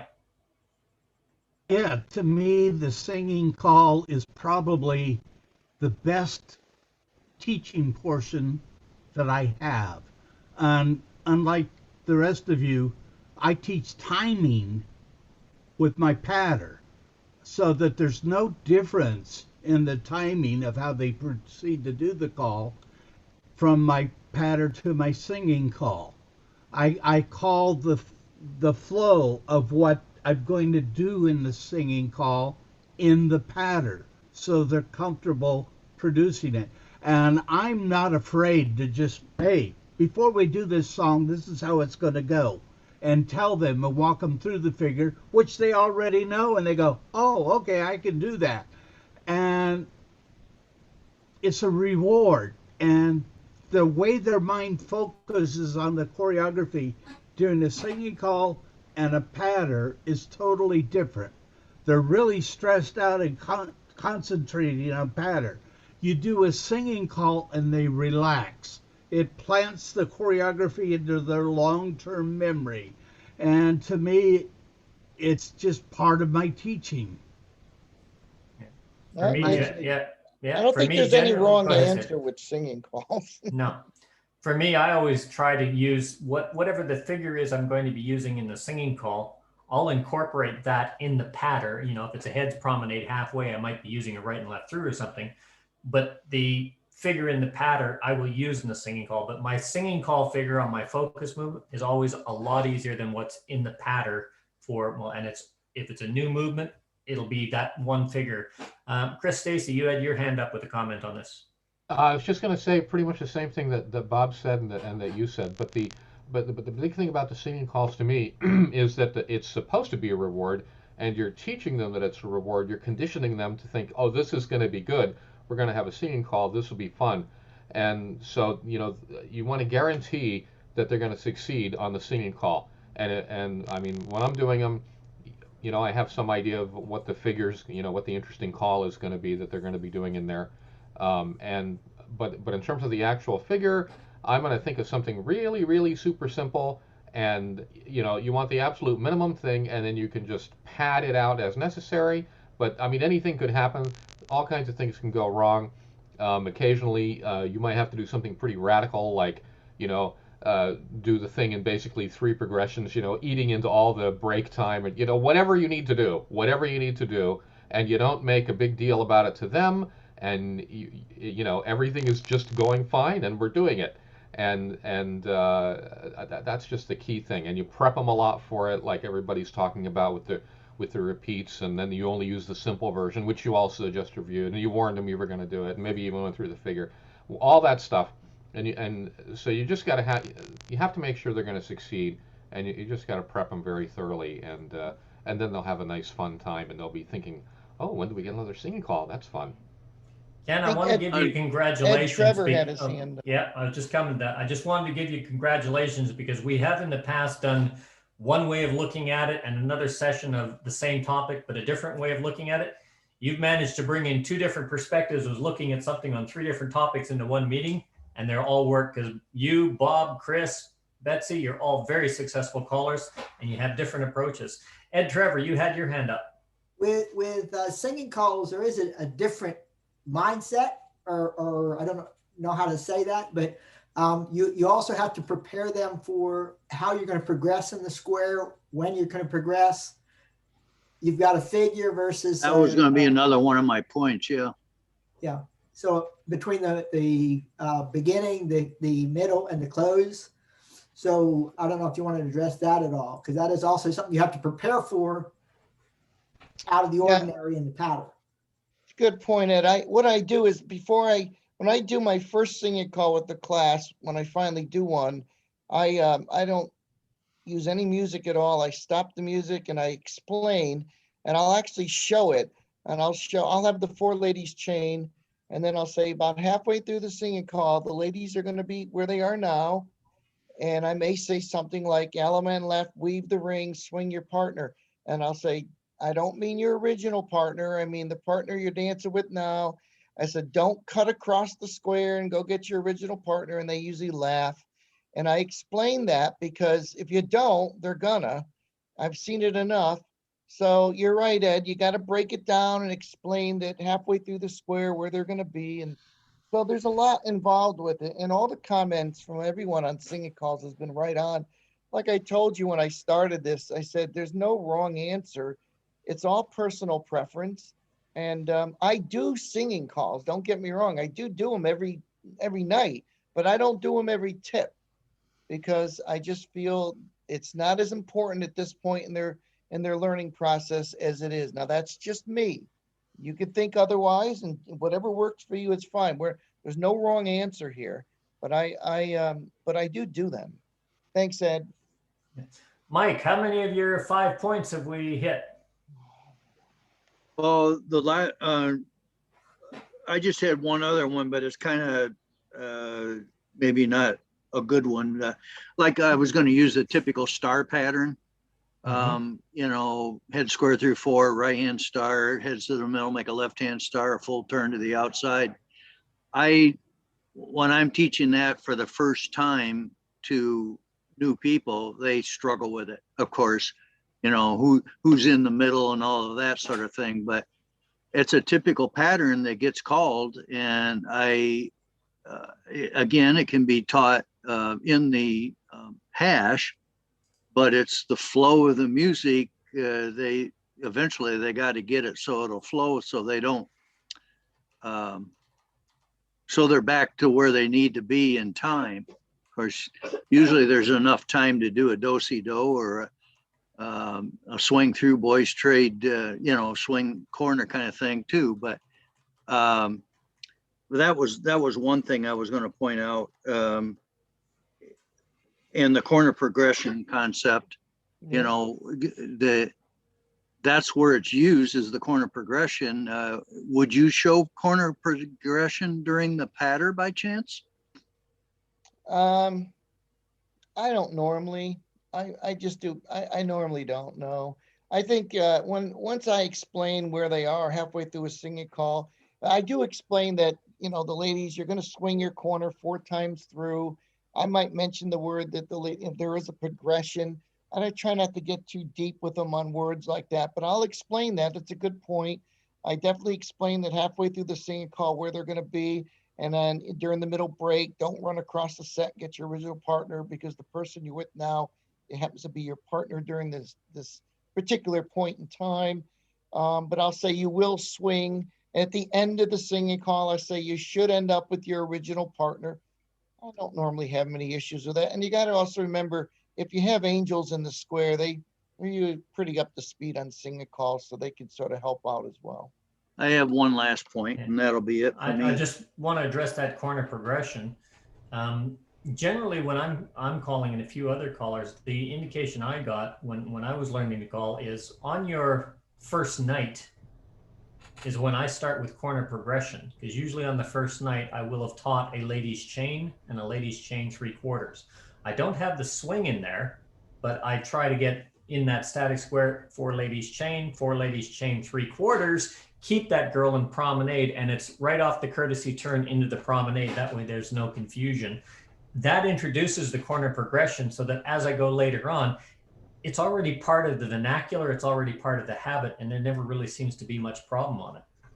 Yeah, I like that. Works too. Yeah. Mike. My last point was, in order to make them successful in a singing call, you know they're going to goof up sometime or another if they're green dancers. And you know, there's a concept of, well, don't just stand in the middle and talk about it. Get back home, find a girl, any girl, we don't care. You don't have to end up with your partner at the end. It's all about continuing the dance during the singing call. And that's the thing you got to teach, is to find a girl, any girl, and go to the man's home position and wait for the next sequence. I don't think that can be taught during the patter. No, again, that's just, I just really haven't had much issue with it, because again, there's usually angels involved, and if they end up missing a corner, somebody swing. Sometimes I'll make a joke and say, swing anybody, and they all laugh and they take somebody. And you got to be really lighthearted when you're teaching a class and not heavy-handed. And if they don't get the singing call correctly the first 2, 3, 4, 5 weeks, and the timing is off, I just don't make a big deal of it, because I wanted to keep it positive, always keep it positive and light. And these things take care of themselves because of repetition, repetition, repetition. It's just like learning the calls. The more you do them, the easier they're going to get for the dancers. Yep. Betsy had her hand up. I'm done with my comments. Thanks, Mike. Good comments. I'm not above cheating to get them back home. And I will teach them that part. 4 ladies promenade. This is your original partner. Now 4 ladies promenade, swing your original partner no matter where they got to. So they know that something went wrong, but they're going to end up with their original partner, and it makes them feel better. They know I cheated. They know something went wrong, and it doesn't matter. Great. That's what I was about to jump in and say, is that all these things, what you're teaching them is more than just a singing call progression and you get your corner or whatever. You're teaching them that at the end of the day, their stock portfolio is still going to be intact. This is not this is not a life or death situation here, and we're just having some fun. That's a super important message to get across, and these are examples of places where you where you teach that message. Essentially, that's really important. I agree. I remember a really good caller. I can't remember who it was, but it was in a place called Springfield, Massachusetts, and it was at a caller school. And he said, "And everybody swing your original partner at home. I'll wait and let the music play." And the whole floor cracked up. Can you remember who that was, Ken? I have no idea what you're talking about. Well, this has been great. Yeah, I really appreciate it. Oh, go ahead, John. You got something? Yeah, one thing that I do is when they promenade and they're like in the second tip now, I'll have them promenade, the ladies step in just a little bit and do a promenade around the circle and take them a quarter and stop and say, this, when you do the singing call now, is going to be your first partner. Go to the next one, 4 more steps. This is your second partner, your third, and your fourth. So this is who you'll end up with as you're doing the singing call coming around. And it sinks in a little bit that they know that they're going to somebody different. And the man These are always all has good the home. examples. There's no wrong way. Yeah. I got Bob Elling and I got Ed Driver. Bob.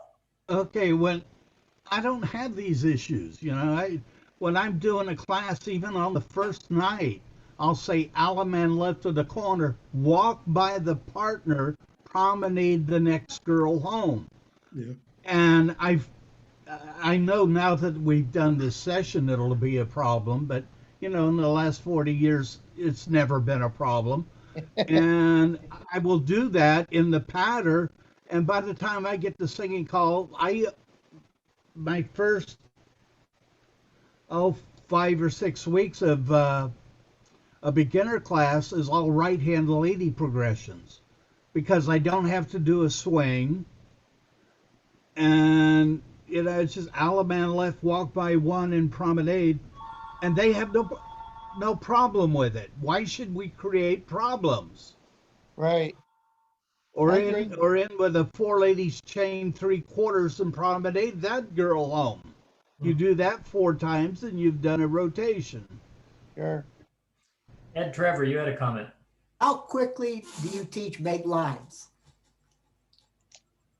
What do you mean by make lines? Like if they break down? Yeah, if they break down, because I was at a regular dance, and Kenny Ferris needed to teach make lines just in the middle, and he would just start and say, make lines. He wouldn't do that. I'm going to call him up after this. Now you got me mad. No, I'm only kidding. Well, once I teach lines, like I usually combine it with circle, circle do a line. Once I get them in lines, and then as they get a bit, I don't know what, I don't have a particular week, but I'll explain as we're starting to dance more and we're starting to move them around more, and they're seeing different people in the square. We're not just doing circles or a box. I will get down on the floor and I'll say, look, if your square breaks down, it's not a big deal.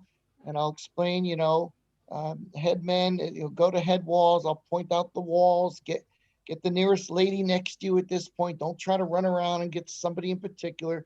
Make lines. And if I see that the square's broken down, they've formally made the lines, I'll just call up to the middle and back so they get back into the swing of things. I'm not a big proponent of 1,000,000 up to the middles and back. Maybe I call the most of them the first time I teach up to the middle and back, but I'm not a big proponent of that because half the time the callers don't give them the time to do it. They say up to the middle, back, right, left, through. Well, they haven't even gone up, and now you're telling them to go back and do a right, left, through. So, but yeah, that's when I would do it, and then I explain it, and then the angels might be able to help, or maybe it's the first time they're hearing about how to do it as well. Yeah. Just before we carry on with the discussion, because we've got a few people that are ticking out. Next week, I believe in the States is a time change. You guys are switching back to daylight savings or something like that, or is that in April? Yes. It's next week? Yes. Yeah. Is it so next already?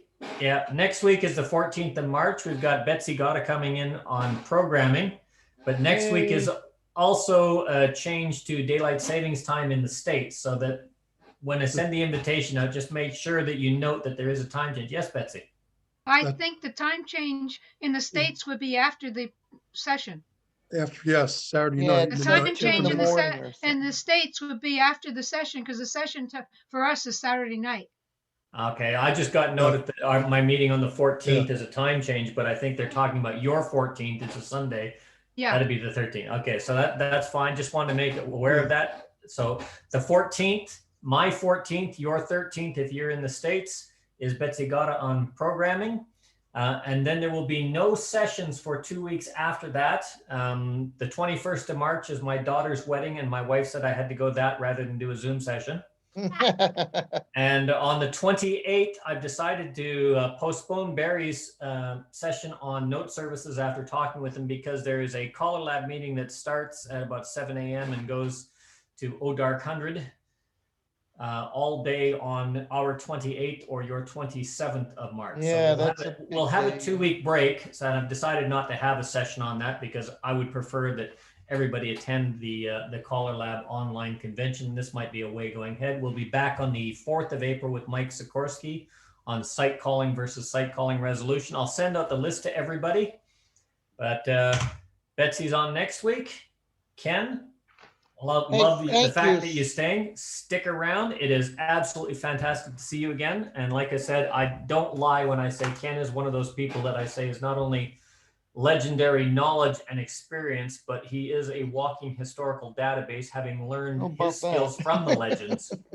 Well, and if you ever want to know about syncopation, talk to him, because he's the only guy I know that can really explain it clearly. We had a couple more comments. Brian Clark, you got your hand up, and I think somebody else had their hand up, but I've lost who it was now.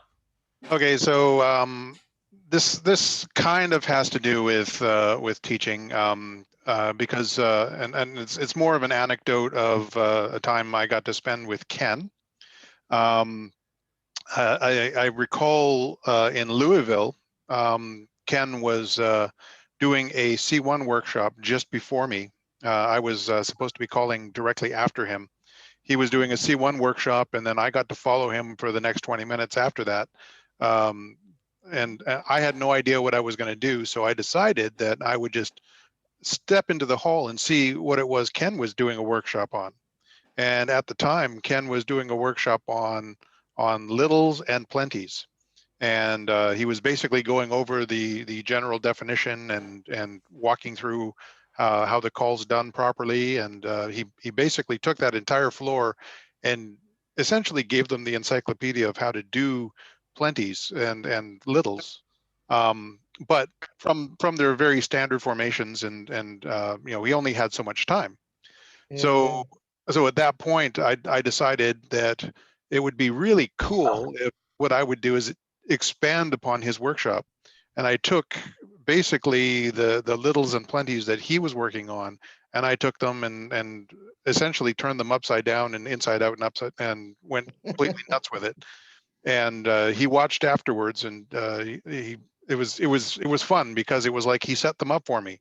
I basically had an entire room who had just practiced how to properly utilize the definition with these particular calls.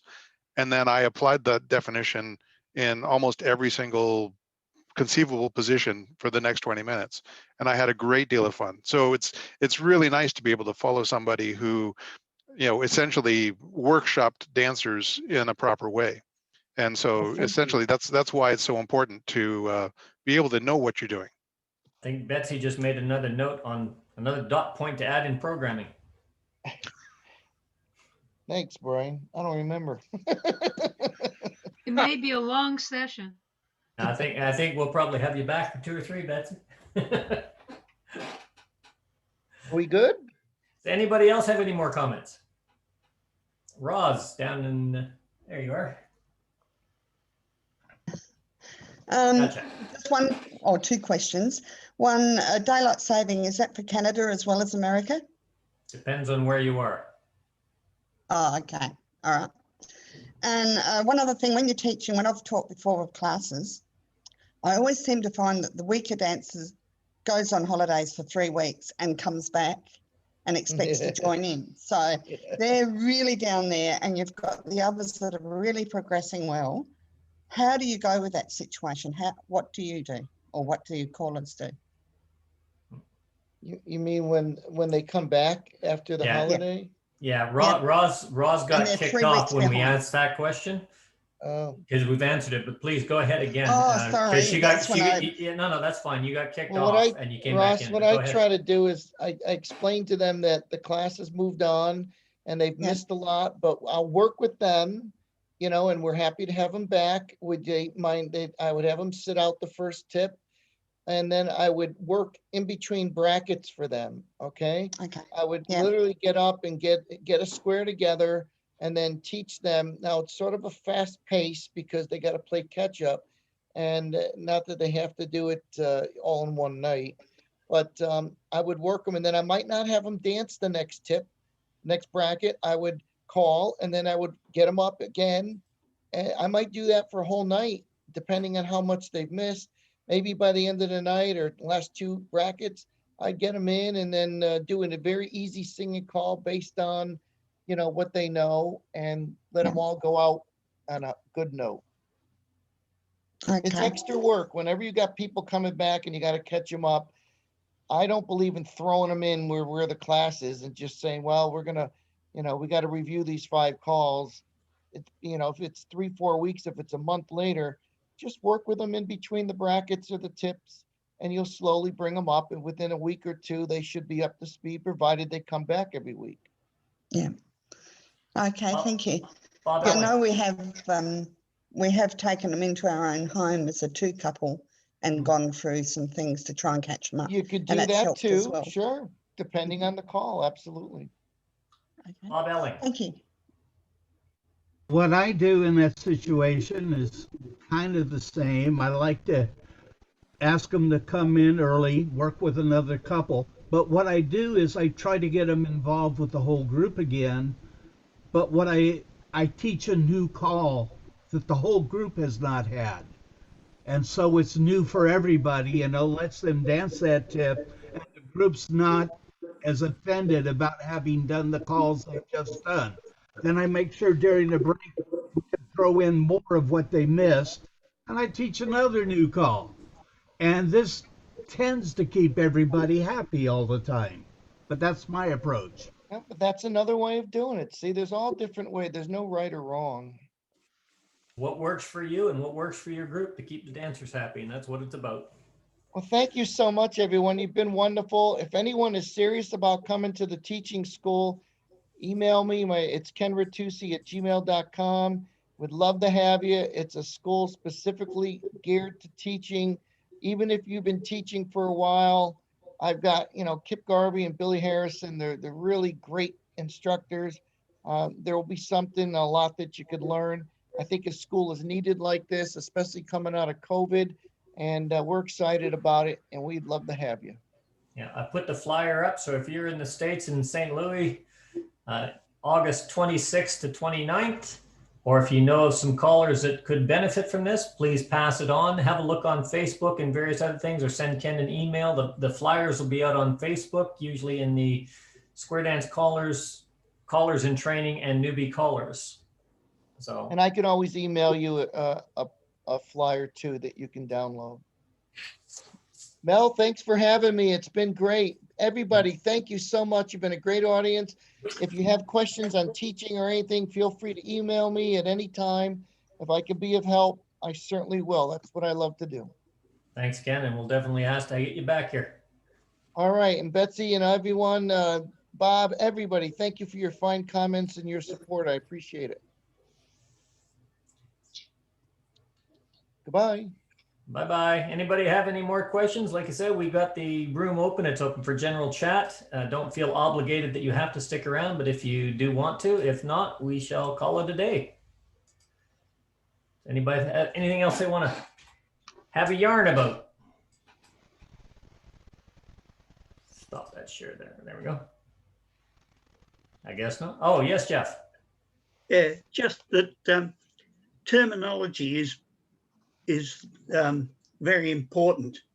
I remember when I was first calling and I had a set, and one man wanted to go to another lady, and I said, go back to your wife, John, and he walked off the floor, and I said, no, go back to your wife. He said, that's my wife over there. He said, I've got another lady. So you got to use the right terminology. I agree with that. I remember I did a workshop in Canberra one year, and I said, okay, and now here we're going to look at a really good tip. And I demonstrated, you know, a really good choreographic tip. So we started talking about some really smooth choreography, good flowing, things like that. And at the end of it, I heard all these new callers are over talking to Alan Kerr, and he said, I couldn't figure out. I said, what's going on? He says, they want to know when you're going to give them this tip you keep mentioning. Because over here, that's when I was first introduced to the word bracket. Because you don't call them tips over here, they call them brackets. So everybody's waiting to write down this tip. Now, so terminology is very important. We had somebody come in called Chick. I don't know if that's Chick label of recording, Chick square dancing, or just somebody some chick logging on. But there you are. Got a camera. Hello there. Turn it off. He's shy. So bye, folks. Oh, connecting to audio. So anybody else have anything they want to open? Like I said, the room is open for discussion. If you have anything, by all means. Hello there. Who's Chick? Oh, there we are. No, back in the dark. All right, ladies and gentlemen, thank you very much. Hope to see you all next week with Betsy on programming. And you guys all take care. We'll see you all later. Bye Good. for now. Thank you. Cheers. Thank you.